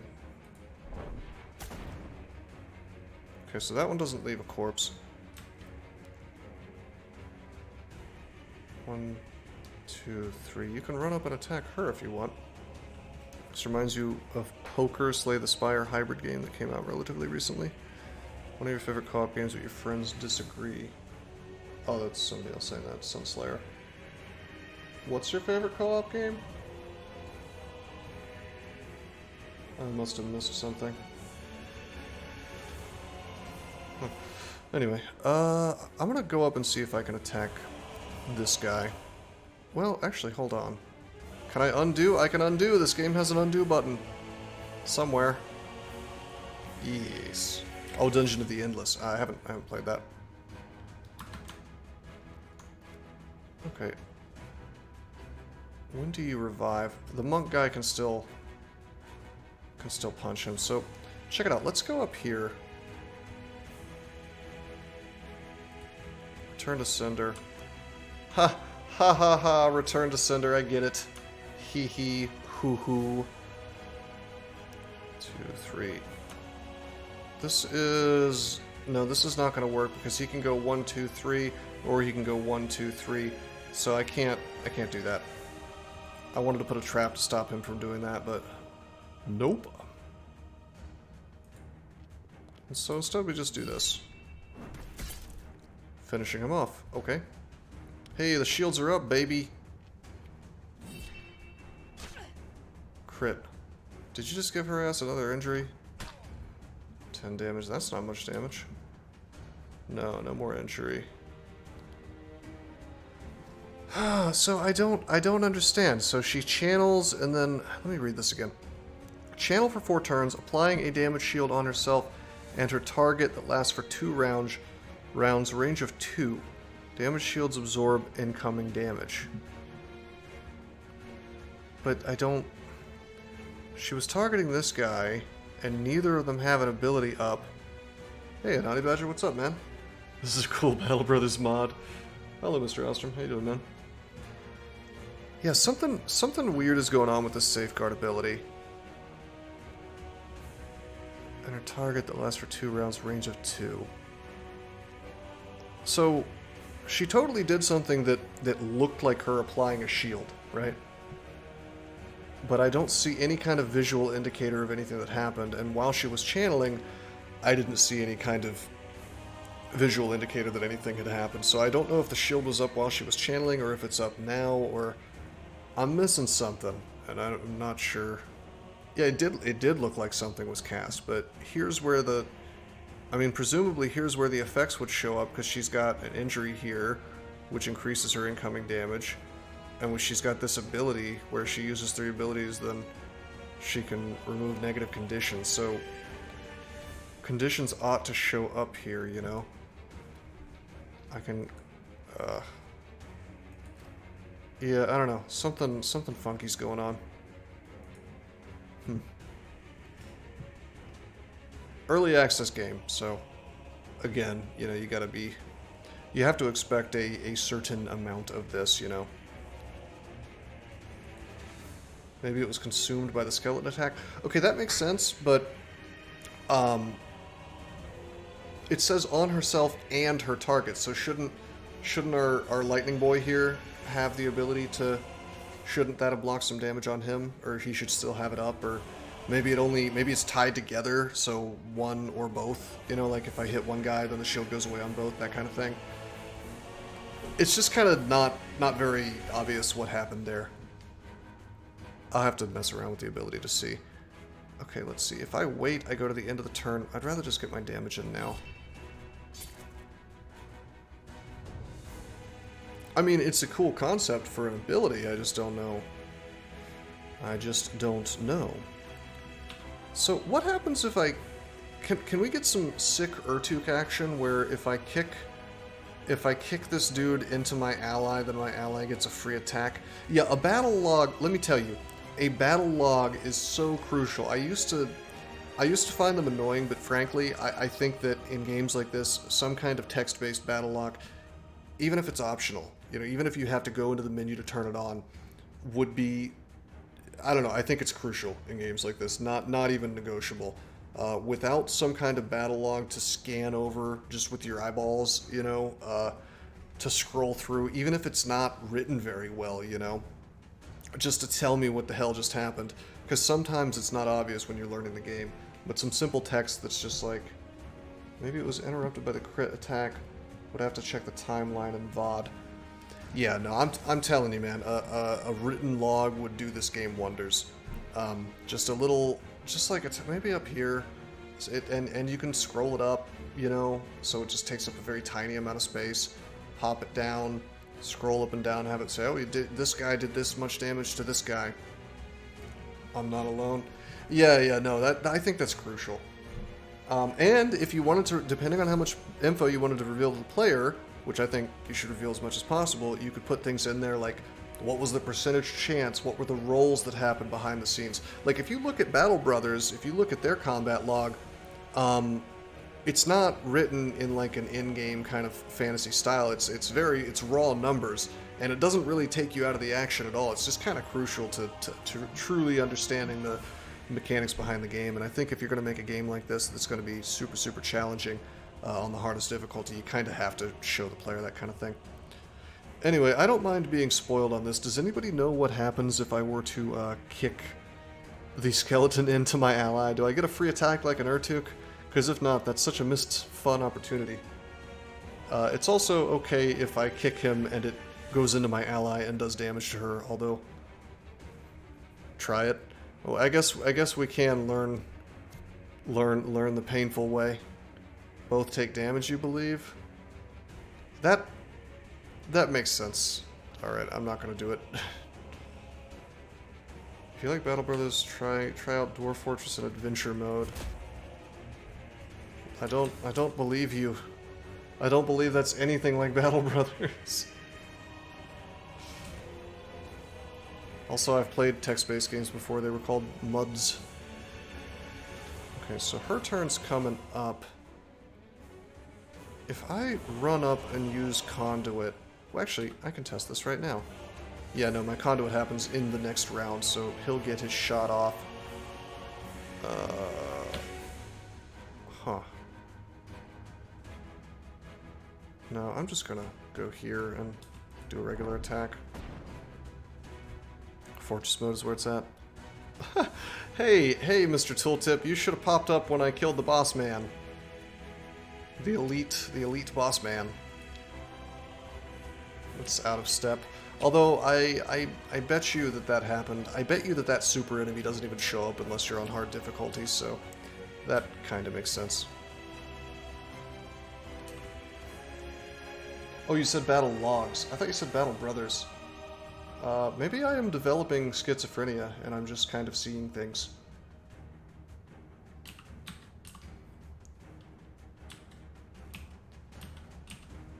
Yeah, I'm not gonna be playing Dwarf Fortress anytime soon, and I'm not sure if I can even say why on Twitch without being banned, so I won't. But also the learning curve of the game is a vertical line, so... Alright, I guess I'll just probably go ahead and attack. I wanted to find out if you can do ranged attacks without eating an attack of opportunity anyway, so that's fine. So let's check this out. That's a little bug. You killed a skeleton with the hole, so the passive tutorial didn't pop up. Ah, okay. Alright, so I wanna check this out. I'm gonna swap. In some games the swap does not take a move. Now, I see that it's grayed out, so it probably does. Yep, ends my turn. That's fine. Okay, so he can shoot, at least with a crossbow, right next to me. No problem.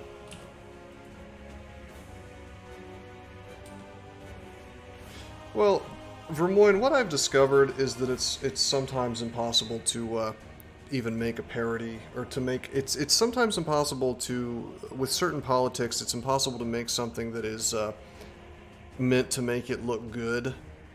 Sometimes it ends up looking like a parody because of how silly certain belief systems are. I don't know if that's the case with that game because I haven't played it. The name certainly sounds like a parody, but... I mean, it is kind of fun. Like Caves of Clud, for instance, has stuff in it that is definitely meant to be completely sincere, which comes across as just like batshit insane or ridiculous.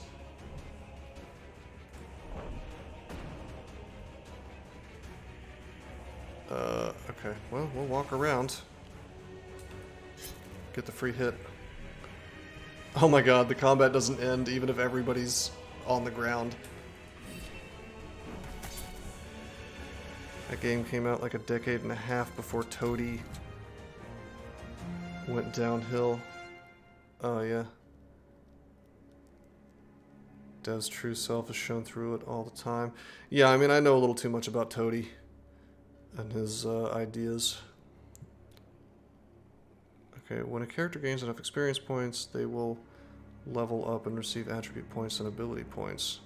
Well, you know, actually, on the other hand, I mean, you can never really know what somebody's genuine politics are, because we're living in a world where if you don't have a particular, at least stated belief system, you will either be censored or you will never ever make money or become popular in, you know, this kind of venue, like, for example, streaming or even game development. I think you'd have a hard time.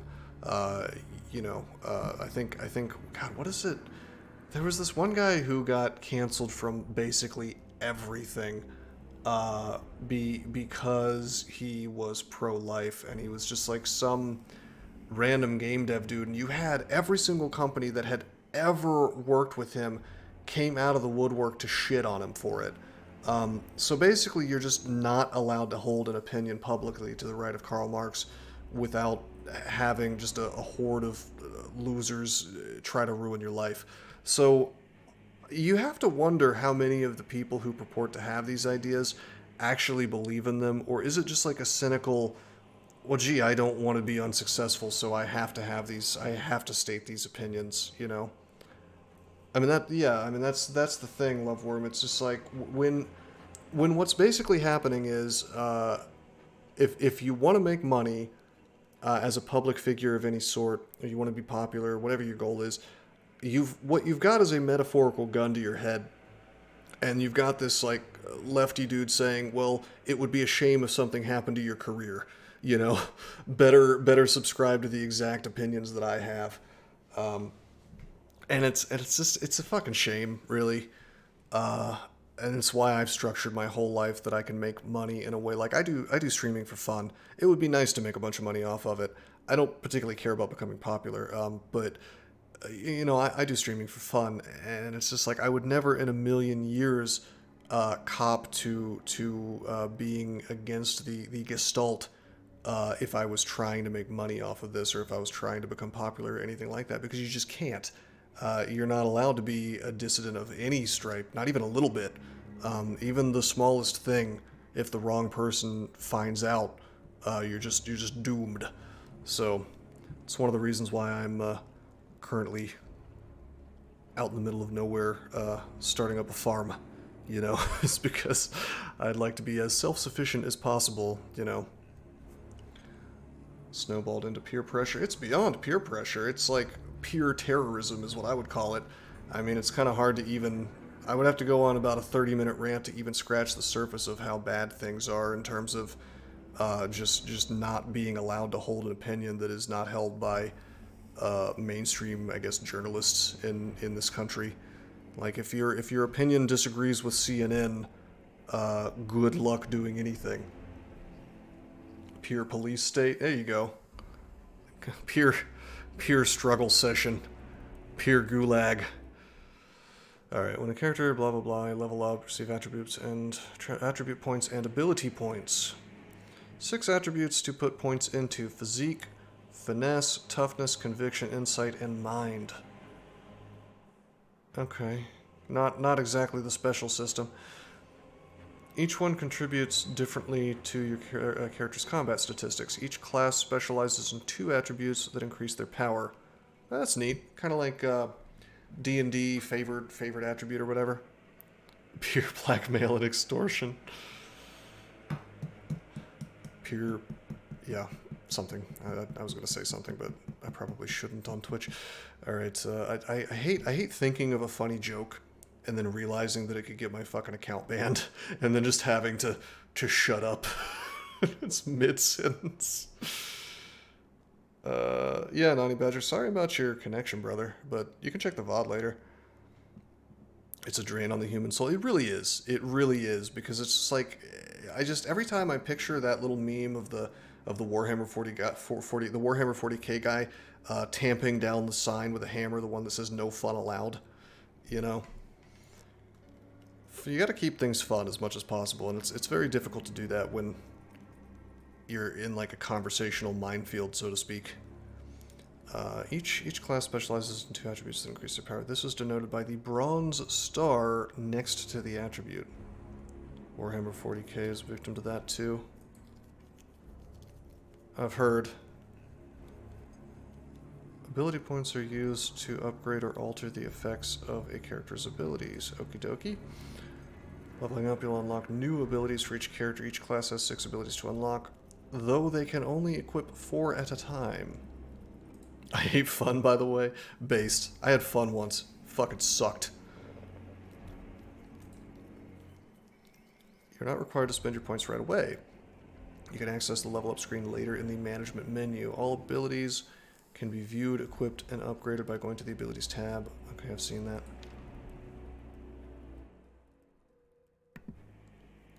Okay, so we're level 2 now with Henel the monk. I'm going to call him a monk, even though it says he's a pugilist. Because I played D&D back in the day when it was called a monk. I like fun and admire everyone who struggles against the drain, even subtly. I feel like that was a compliment, so thank you. No, I mean, I feel the same way. It's like, just that sort of masculine camaraderie that almost requires you to be allowed to be offensive. I mean, it's just like a drain on your essence if you can't do that without looking over your shoulder every 2 seconds. Like, oh my god, am I going to get canceled for this? Oh, is somebody going to be offended? Oh no. You know. It's nice to be around people who aren't immediately going to bitch out as soon as they hear something that might upset them. So sick of how DCSS... So sick of DCSS, but that's the bad end, and how BHOth is great for sticking to it and making it better. Yeah, BHOth is a champion. He's just... And the thing is, he doesn't even really get political. He just makes a good game. You know, he's just like, keeping on, not following down the insane mechanical path the mainline devs have gone down. And I gotta respect him for it, because, like, God knows I could not maintain my motivation in the face of, like, that shitty code base, plus the fact that what you've got is this captive audience that, you know, this team of sort of like narcissistic, abusive type people kind of have this captive, you know, first mover advantage type situation where they have this captive audience that can't, I don't want to say they can't get away from mainline, but they never will, because every single, you know, website that comes up on Google, like Crawl, Devel's.org, whatever, is going to be number one. It's going to be promoting mainline. The Reddit is going to be promoting mainline. And so on and so forth. And so that's why I didn't end up making my fork, because I had some fun ideas for a Dungeon Crawl fork. I just didn't do it because it just felt like a huge waste of my time. Like, I'd rather write a book or something, or make my own game that I own all the intellectual property to, or whatever. Alright, so this monk guy, physique and finesse. Now we'll see what these do. Critical damage, health, evasion. Okay, so typically it annoys me when people rename hit points, but that's not quite what's happening here. This is like a stat that affects multiple things, so this is cool. Accuracy, critical chance, evasion. Okay, so some of these affect the same thing. So like both of these affect evasion, that's cool. Health and defense. And also I like the fact that there's a little reminder here. It's got the bronze star, and if I wasn't reading too closely, it's cool because it's still here. It says, alright, this is going to increase power, which I think power was a... Hey, there it is, right there. Damage of basic attacks factors into the potency of unique class abilities. I wrote 2 books, actually, and I'm working on a 3rd. It's almost done. I'm just having trouble with the ending.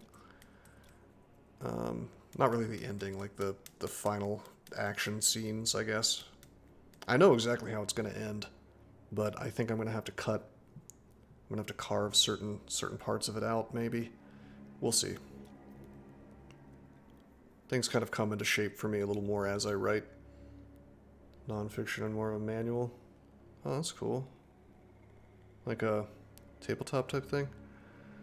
Health and defense, defense and morale, critical damage and perception, critical chance and accuracy. Okie dokie. So, I wonder if one increases evasion more than the other. So let's just try this. Let's just go... Okay. Oh, I like this. Okay. Yeah, good. This is, despite being an early access, you're not just married to the decision you made, you can go back. That is a basic thing and it might seem weird that I'm praising the game for this, but I just got done trying out Iratus Lord of the Dead on stream, and I remember the leveling in that game. There's no going back once you've clicked something. So it's definitely something that can be overlooked. Okay, point three. Okay, so what I've learned from this is that putting a point into this is the exact same thing as putting a point into this in terms of evasion. And you might think not because it went from point 3 to point 5, but it's just whichever one's done first. So it's just it adds up these two numbers and does some kind of math on them to determine how much evasion it should give you for the next point. So that's cool. Same for power. They give the same amount there. 15 HP, 30 HP. Gosh, critical chance. What's my chance going up by? 0.3, 0.5. I tell you, I think I want HP. And critical damage, why not? And evasion, which I get either way, so I think we'll just probably spam up physique for the time being. Rank novice, 2 abilities. Ability points available, 2. So, did it say that I could level up? Oh, baby, we got one of these. Okay. Interesting. So we've got like the basic baby mode ability here, and then we can... Killing blows dealt on first hit, strike an adjacent enemy. Cool. So, okay, so we can become like a turbo mega badass over time. It looks like with early access some of the stuff is not quite ready, which is fine. This is what early access is about. That's cool. We can only have 4 of these abilities at once, so we should be careful if we're going to unlock a new one. Let's see what we can get here. Gain +1 movement for 1 round. Is that in the next round? That's probably hard to plan for.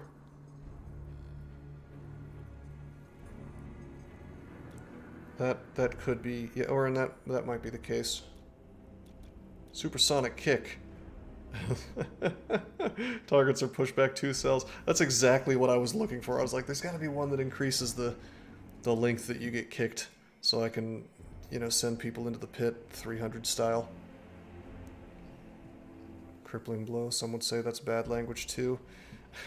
In Paddle Brothers, there's a class literally called the Cripple, so I guess you have to ban that entire game from Twitch or something. Holy shit. We turn into Bruce Lee if we do this shit. Push is removed, but you hit all surrounding targets with the kick. Not sure how useful that is, how often are you really surrounded, but a cool imagery. Mind, body, soul. Applies a small heal, cleanses negative conditions, stabilizes all injuries. Okay, that's cool. Turn him into kind of a healer. I like the, I've always liked the, you know, the, what do you call it? The imagery of the, you know, a monk type character that's good at physical things, but also has like the mind powers from meditating hard enough. Like Pooh from Earthbound. Increases evasion, defense, and power by 50% for 3 rounds. Oh my god, I'm Goku. Just charge up. That seems pretty useful. Healing trance, channel for 5 turns. Heal himself, adjacent allies are healed for 50%. I feel like healing is just like huge in this game. Depending on how long these dungeons go, being able to kind of sustain through them is probably important. Crippling force. Strike an adjacent enemy and warp directly behind them for a second strike that pushes them away. Yeah, no, this is really neat. This is like, I don't know. It's just the whole combination of the physical attacks and the sort of mobility, battlefield mobility, and also like the kind of self-affecting mind powers. I think the theming here is really, really nice. Unfortunately, I don't think I can get this ability because of early access. I see that little lock symbol on all of these, actually. Maybe I need to be a higher level, or maybe early access just doesn't have these. But I see where it's going, and I think that's neat. Maybe it's just a level gate. Well, the problem is that, like, this little symbol shows up here too, and it says locked in this early access build.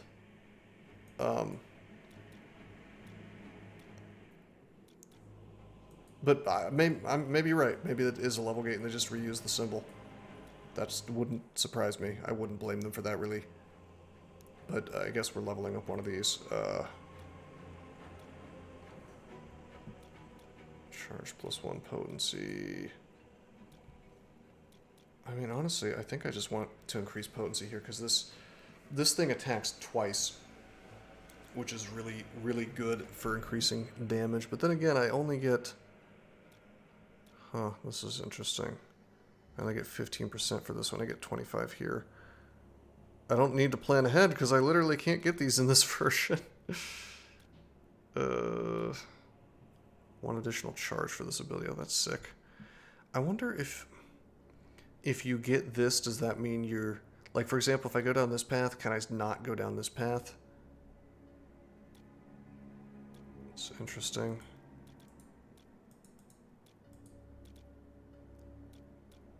Let's just increase damage here, yeah? Okay, so no, you can do both. Yeah, I'm just going to increase the charge, and I'm going to get potency here, and it's going to be a grand old time. We'll be the super kick man. Okay, confirm. Hey, we got level ups for this guy, too. So these are locked off as well. What a cool ability. Channel speed up. Will that be useful? Potency. Oh my god, yeah, let's just like make this thing do huge giga damage. Speed it up and make it do more damage. Because that's like a finisher type move. That's going to be good for saving people. Again, every new ability is locked off. 2 radiant stacks. That's the thing that... I think that's the thing that cures bad effects. Target gains 10 speed. I assume that speed... Oh, you know what I didn't do? I didn't give that guy stats. Oh well. Let me see speed. Determines turn order for each round of combat from highest to lowest. If it can't get you extra actions between rounds or whatever, speed is a little less interesting than what you might think. Oh, man. I'm gonna need to figure out exactly how this thing works. But, you know, I just want, like, another charge for my healing, so... I think probably we're just gonna do this. Just to get the charge. And the speed thing is just sort of like the cherry on top. Increases power... because these are her main attributes. Defense and morale, critical damage, and perception. What's perception? Helps to detect traps and secrets in a dungeon in addition to lowering the chance of being ambushed in combat. Well, that's nice. I think I'd rather have more defense.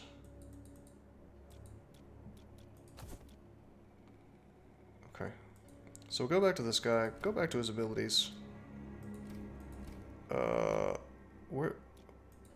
Where's the level up screen, bros? Oh, cool. It's like Fire Emblem stuff. You got relations with your bros. He hates this girl for being rash because he's cautious. Maybe it was a boss? Yeah, maybe. Okay, so here's the abilities. I can look at this screen. Where's my stats, brother? Okay, here they are. How do I... He's still got the little up button, you know?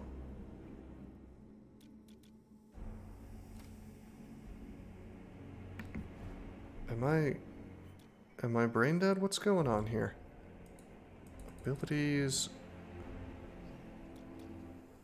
Oh, okay, okay, you click the little tiny... Alrighty, okay. Critical damage and perception, critical chance and accuracy. Perception. I mean, I may be underestimating the importance of perception for dungeon stuff, but I feel like combat's the most important thing. And I really want to have more accuracy because he's going to be using his base attack a lot. And we get like a full percentage each time, so hell yeah. Okay, not bad.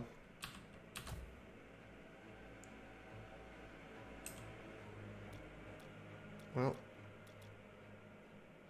oh, I don't have any healing left. Traps and secrets are probably not in EA anyway. Yeah, that's entirely possible.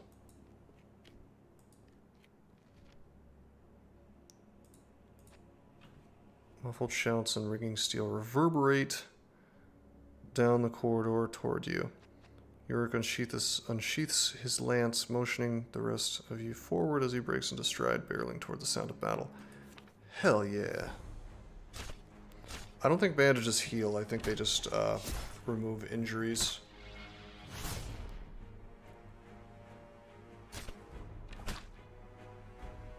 Oh no, they're getting wrecked.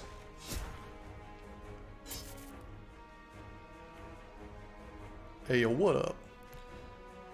Vaughn hails you across the chamber with a flick of his hand, relieved smile forming upon his face. Okay. Okay.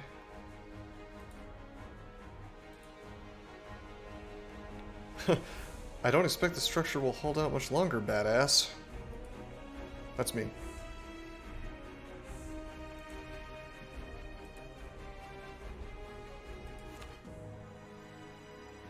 After a mission, you'll want to seek treatment for injuries your party has incurred.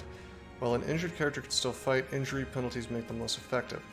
In order to fully recover, you must pay for their treatment at a city's infirmary. Some injuries require prompt treatment, otherwise they risk permanent damage or death. Or death. Okay, well, we got the torso injury.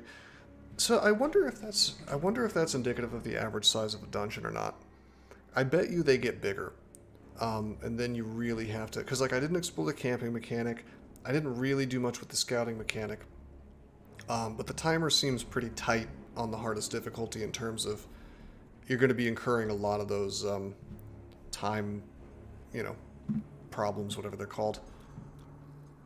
And it seemed like they weren't exactly game ruining for you to have to incur a couple of those, but probably want to avoid it if possible. So I see that my loyalty has popped up for all these guys. They all got a bunch of experience.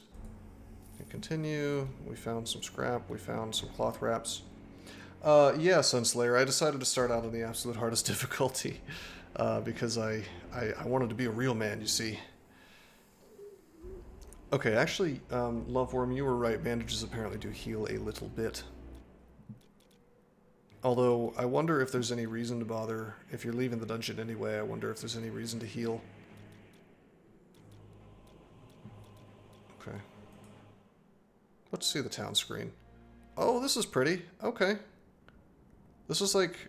this is like a pixelated Darkest Dungeon. Or not Darkest Dungeon. Pixelated Battle Brothers almost. I really like this, though, actually, the art style here. I'm a sucker for little flashing lights. I don't know what that says about me, but I always thought this kind of thing looked cool back in the DOS era. This really does sort of remind me of a DOS era game in terms of the graphics, but souped up. So it's a compliment. Only 2 hours in and we see the world map. I've done a lot of talking. I'm sure that if I had played more and talked less, we could have gotten out of that dungeon in 5 minutes. As the last light of day begins to fade, you spot your company's camp not far ahead, the flickering flames of bonfires dancing against the darkening sky above the horizon. Stroll into camp, the celebration of Vaughn's retirement already well underway. No, don't retire, bro. This is kind of a cool way to introduce the retirement mechanic, though, assuming this is something that can happen at other points in the game.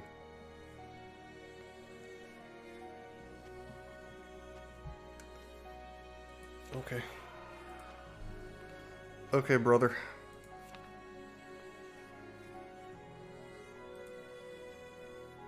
Virtual retirement home. That's just this stream. This channel is just a virtual retirement home. You saw the dancing boomers, that's me. Hope I'm not disturbing you, badass. Hey, the horses a visit and prepare us for tomorrow's travel. Okay. Sure.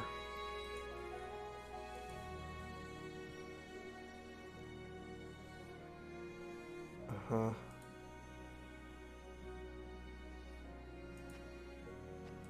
Goodbye, Vaughn. I'm so sad to see you go.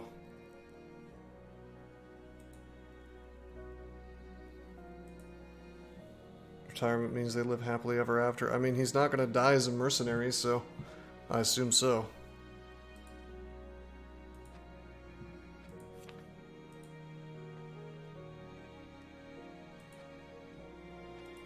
Uh-huh.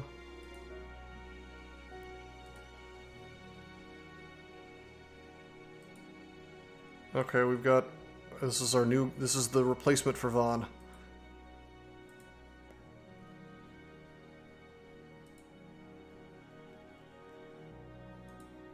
Oh, hey, he's doing my thing. He's going to live on a farm. Based.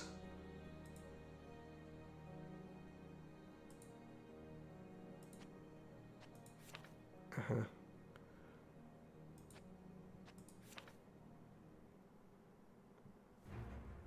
Bolt up right from your sleep. Awakened by the blares of a horn from somewhere in your camp. An alarm being raised. Sounds of frenzied battler all around. Oh no! They're coming for my anti-undead juice. Everything's being taken. No!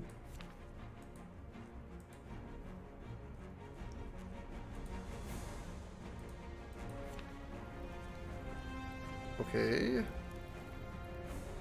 One of your companions is dead. Oh no! I feel like I'm playing a graphic novel, or a visual novel at this point. I wonder if this whole story could be better told through the mechanics of the game, you know, rather than just a bunch of text. Not that I mind reading, but this is a game, you know. That wasn't too bad. That looks cool. I like that. Emulate Baldur's Gate. If they're gonna emulate Baldur's Gate, they need a completely awesome guy with a cool voice to read out what's going on. But again, yeah, I mean, so, like Sunslayer's saying, I mean, it could have been a more visual cutscene, but early access, you know. I'm taking all of this with a grain of salt. Had little porch. Oh, you're talking. Oh, sorry. I thought you were Loveworm. I thought you were talking about the things between the chapters where the guy's like. I wonder if I can remember any of the lines. I played that game enough. I should be able to. I don't know. You know what I'm talking about. The dude who kind of gave the recap between chapters. The style of it. No, I know what you mean now. The dialogue boxes. What are you waiting for, Torin? Help us.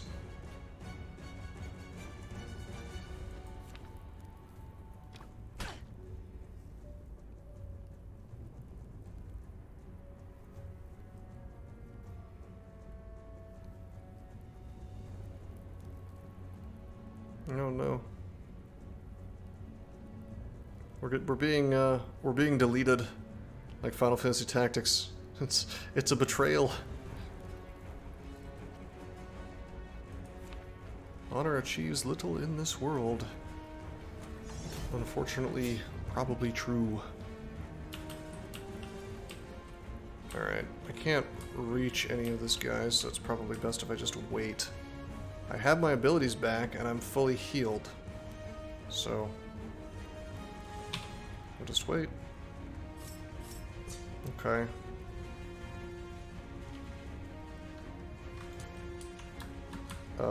Okay, I can kick you into a burning tent. See, here's another place where, like, hovering over this with a mouse would be helpful, because I don't know if this is just an obstacle, or if running him into the fire is going to do damage. It stands to reason that running him into the fire will do extra fire damage and catch him on fire, but, you know, I don't know. Maybe.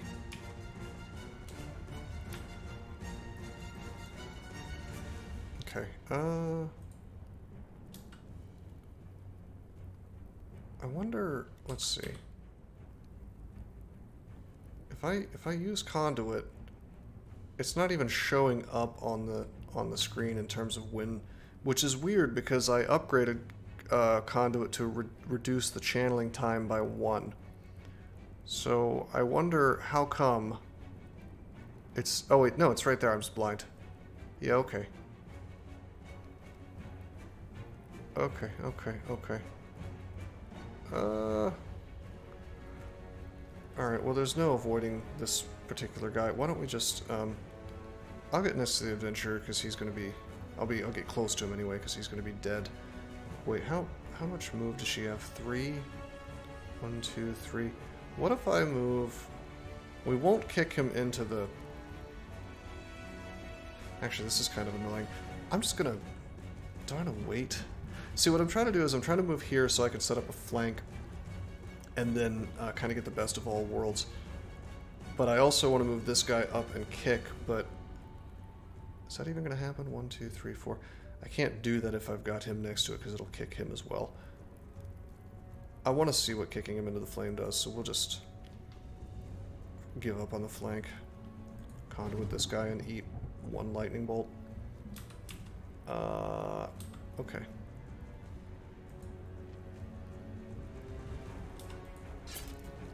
Okay.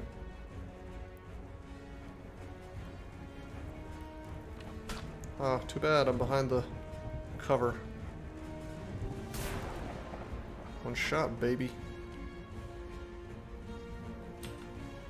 Okay, so we move up, we do the kick, and now we find out. Oh, so no fire. Just an obstacle. That'd be like a cool opportunity to, you know, do a little extra. That's okay though. Let's just move and get the guaranteed kill. Guaranteed hit anyway. Minaret is a they? Did I say that? I mean, it's a girl. Certainly looks like a girl. Okay. If I were to conduit, he acts before that. Wonder if there's a way to speed it up to where, you know, it happens before they act. I think I don't want to be in melee with these guys, so why don't we just like step here and then wait. Well, I'll just go ahead and conduit this guy. It's fine.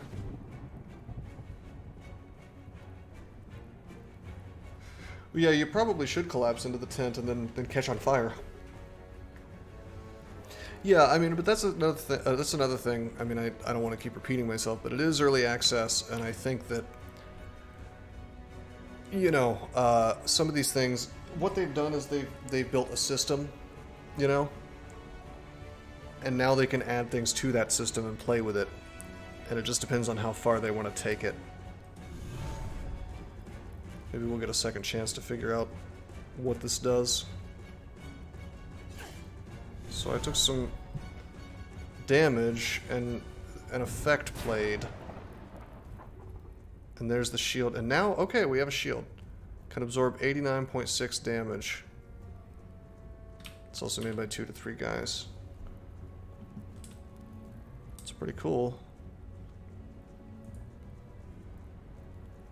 Do I actually have to dash before attacking? It probably was consumed earlier, yeah.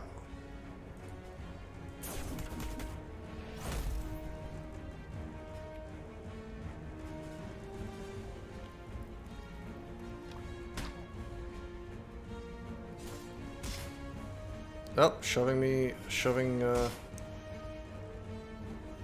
into my ally did damage to my ally. Interesting.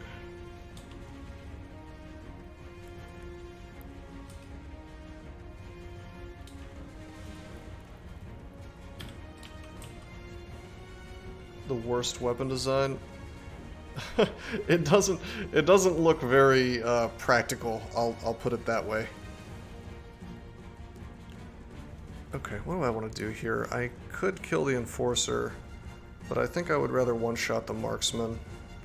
I'll end up in melee with this guy, and that's this girl, I guess, but that's okay. Oh no, 50%! No, no, no, no, no, no, no! Undo. That's very interesting that the conduit is affected by cover.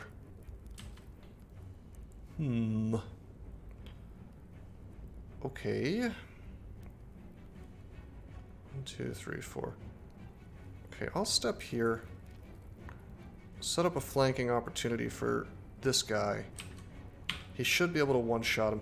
And then I'll just go ahead and conduit here. Which is not ideal, but it'll work. I'll take like one hit, it's fine. Probably best if I just do damage. Oh, that's not gonna kill him? Boo! Okay, so...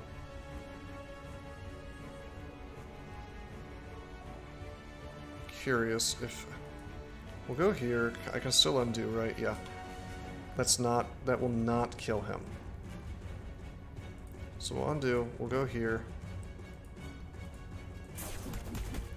Get the extra damage and finish that guy off. Oh, there's your gory death. God damn.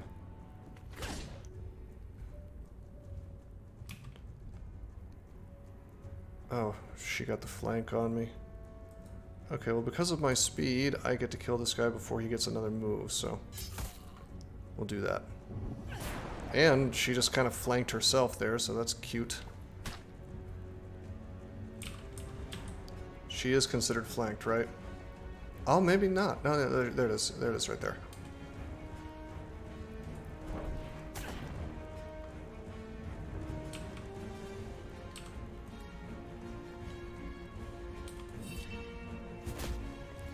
Oh, sick.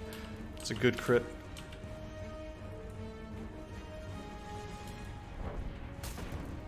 Okay, we lost nobody. We took some damage, and that's okay. So have I just been cucked out of seeing the world map, and now I'm in some kind of outdoor dungeon?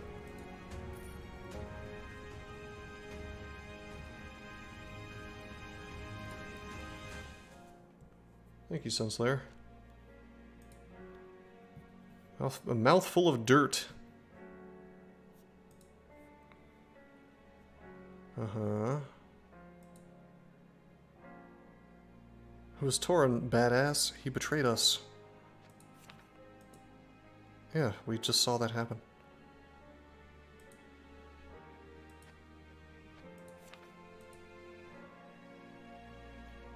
Uh-huh.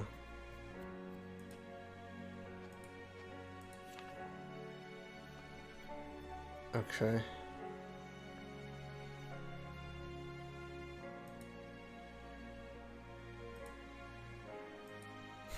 Gods, we're glad to see you, badass. Planning this for months. Yeah, that's why you can't let the traitors hang out with you, man. You gotta thoroughly vet your bros.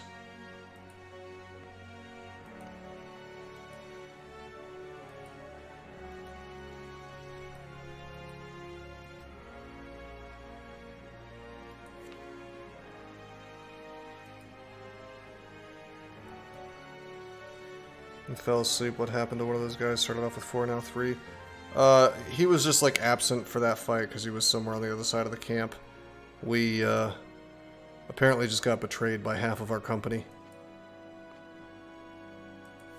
Okay, so I mean, I can see story-wise this is compelling. Like, okay, we've lost most of our people. Now we have to restore the mercenary company or whatever it is we are. It seems like an awful lot of preamble to just starting the game, though. Like, I think that, honestly, I think you could get rid of basically everything here and lose not a lot. As our caravan travels through the world, time will progress. Supplies and general upkeep can be expensive, and every day that passes will cost us coin. Probably the reason for the game startup. Ah, yep. Good point, Loveworm. There's definitely, yeah. Start after prologue. Ah, yeah. You go straight into the game that way. Yeah. You caught it. Top right corner are the navigation controls allowing you to advance the next day. Stop traveling. Adjust the speed of your caravan. Given the situation, we can't afford a long journey. We should make our way to the city of Andalon. Get a little flavor text here. Alright, cool. Andal the axe. Okay.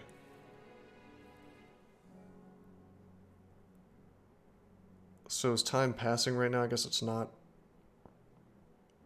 Make camp, travel speed.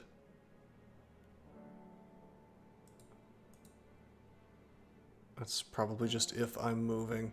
So this is not like Battle Brothers where time is actually passing all the time. I have to tell my, say that I'm moving somewhere. All right, so this is cool. There's the house system, kind of. I don't want to say from Battle Brothers, but it's similar. House Talleyrand, House Jorston, blah blah blah blah. God, I really like the graphics. Like, I am a sucker for a well-made map. I wonder if there's stuff that you can explore and, like maybe there's something on this island that I haven't found yet, that kind of thing. Maybe not. Gotta look out for Easter eggs in the ocean. The art direction of the map is pretty good. Yeah, I agree entirely.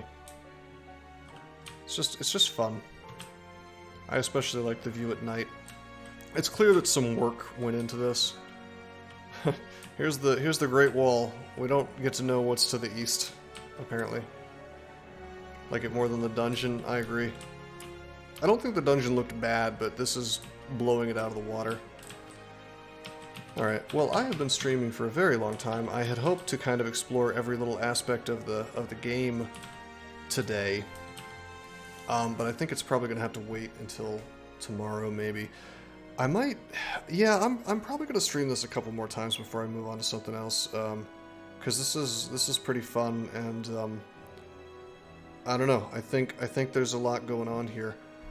I would definitely keep going, but I have some things I need to do tomorrow, and if I stay up much later, I'm gonna be like half asleep during them.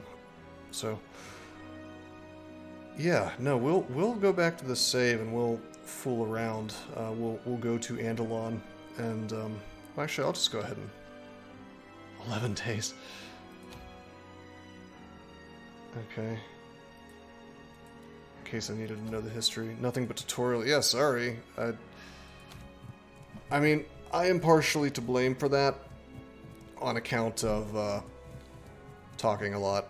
But I think it was an entertaining tutorial, or prologue, really. I think the tutorial was just the first fight.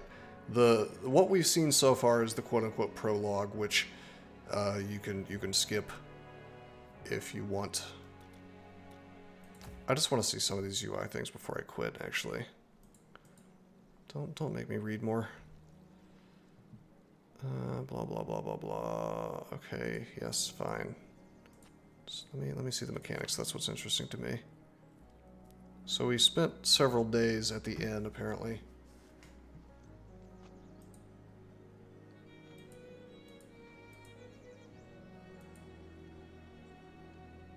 Huh.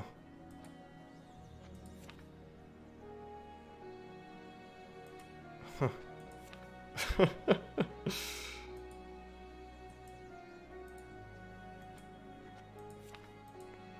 Our treacherous friend is just like, oh yeah, they died in an ambush. No big deal. Don't ask questions. Betrayed you and stole your fortune. Yeah, give it back. Or of an arrangement. Expand my business across Calum. I do like this. I like the fact that certain things can be highlighted, you hover over them, and it gives you, in case you've forgotten, or maybe you want some more info, here's some context. I do think that's a nice little touch. Permanent guard, return offer you a discount on all my wares, potions, elixirs, and the like. Not interfere with the operation of your company. That you can be sure, in fact, I care not where we travel, just as long as there are buyers for me to sell to. Alright, sure, we have an alchemist with us, I guess. Seems like I lost money during the time skip. Well, once we get out of this interminable dialogue box, cannot afford to travel anywhere at the moment, not to mention we're without carriage and horses. Supply both carriages and horses. Don't mention my other activities. I'm pleased to learn of the vials of my possession. Okay, please let me get to the actual town now. Retire the company name.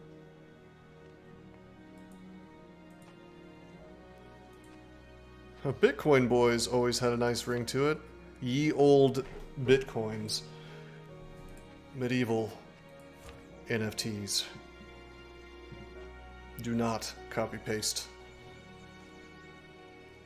Alright, when visiting a city, you view available contracts by clicking one of the contract banners at the top of the screen. The icon on the banner tells you which faction is offering the contract. Completing it will increase your reputation with them. Hardly in a position to be picky, I say we take whatever job the Vanguard have to offer us. Well, that's the only one. Okay, so... Okay, good. If I hover over this, it tells me what my daily upkeep costs are, which is apparently not very much. Sadly, I hover over... Wait. Total renown earned. What about you? Company upgrade points. Okay, so there's some kind of points that are outside of the leveling individuals thing that lets me do stuff with the company. That's cool. 4 people I see out of 8 available for active duty. So does that mean you could have 8 dudes on a team at the same time? That makes combat a lot bigger than what we've seen so far. Can I move around the town? No, this is like a static image.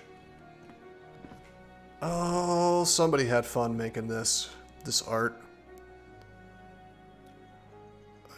Every city has an inn. Buy drinks, recruit new members. Resting will reduce the entire roster's fatigue by 3 for each night purchased. Buying around will increase their loyalty. Drinking too frequently can result in adverse effects. Don't I know it? If you're in need of new members for your roster, you can scour for local talent. This is sick. I'm a huge sucker for things like this, little isometric, you know. Like I said, somebody had fun building this. The guy who made this probably made like 100 little buildings like this, and I don't just mean for this game, just like for his portfolio or whatever. Get a reputation discount. Okay, so we can recruit people. All right, well let me let me call it then for the night. I think it was cool to take a quick look at the town, and we can see what else can be done here later. But yeah, no, this is a good game. At the very least, it is a good start. I don't know exactly how deep the game goes. Given that it's an early access, I'm not going to be surprised if half the content that they plan is just not there. For example, I saw that. I mean, this is probably closer to an alpha than a beta, if I had to guess, on account of the fact that like half the half the mechanics, half the skills are locked off once you get half the upgrades are locked off for the skills once you're once you're in early access. I guess you can't use those, even though they seem to be programmed. I just guess they haven't balanced them yet. I don't know. But what I'm trying to say is, that content is obviously coming, and it looks really interesting so far. I mean, I see the bones. At a minimum, I see the bones of a really, really interesting game here. And yeah, it does look extremely playable for being early in development. I mean, I was able to run through several combats. I didn't run into... I ran into a couple of minor bugs. I ran into a little bit of UI screw. I ran into a couple of things that mildly annoyed me. The only thing I can point to that really made my eye twitch was the thing where instead of moving in the deployment mode, instead of moving and like swapping places, it just kind of shunted the other character off to the side. That's the only thing that truly annoyed me. Everything else was pretty minor. And I guess you could maybe say the fact that I couldn't see the damage on the burning. But I bet you that was written somewhere and I just missed it. But I'll bring up those two things probably in the Discord. We'll see what they have to say about that, and the combat log, I guess. But apparently I'm not the first person to request that. So I bet you, given the amount of work they've put into this, I have a feeling that there's going to be a combat log in this game given enough time. I would be surprised if they didn't. Anyway, yeah, this was a lot of fun. I hope you guys enjoyed the stream. But until next time, I am signing out. Did you know that there are many ways that you can help support this channel? Read about them on rosecrypto.com/support. At Rose Crypto, you can learn all about cool things like the Brave web browser, Bitcoin, and other cryptocurrencies. Thanks for watching, and don't forget to like and subscribe.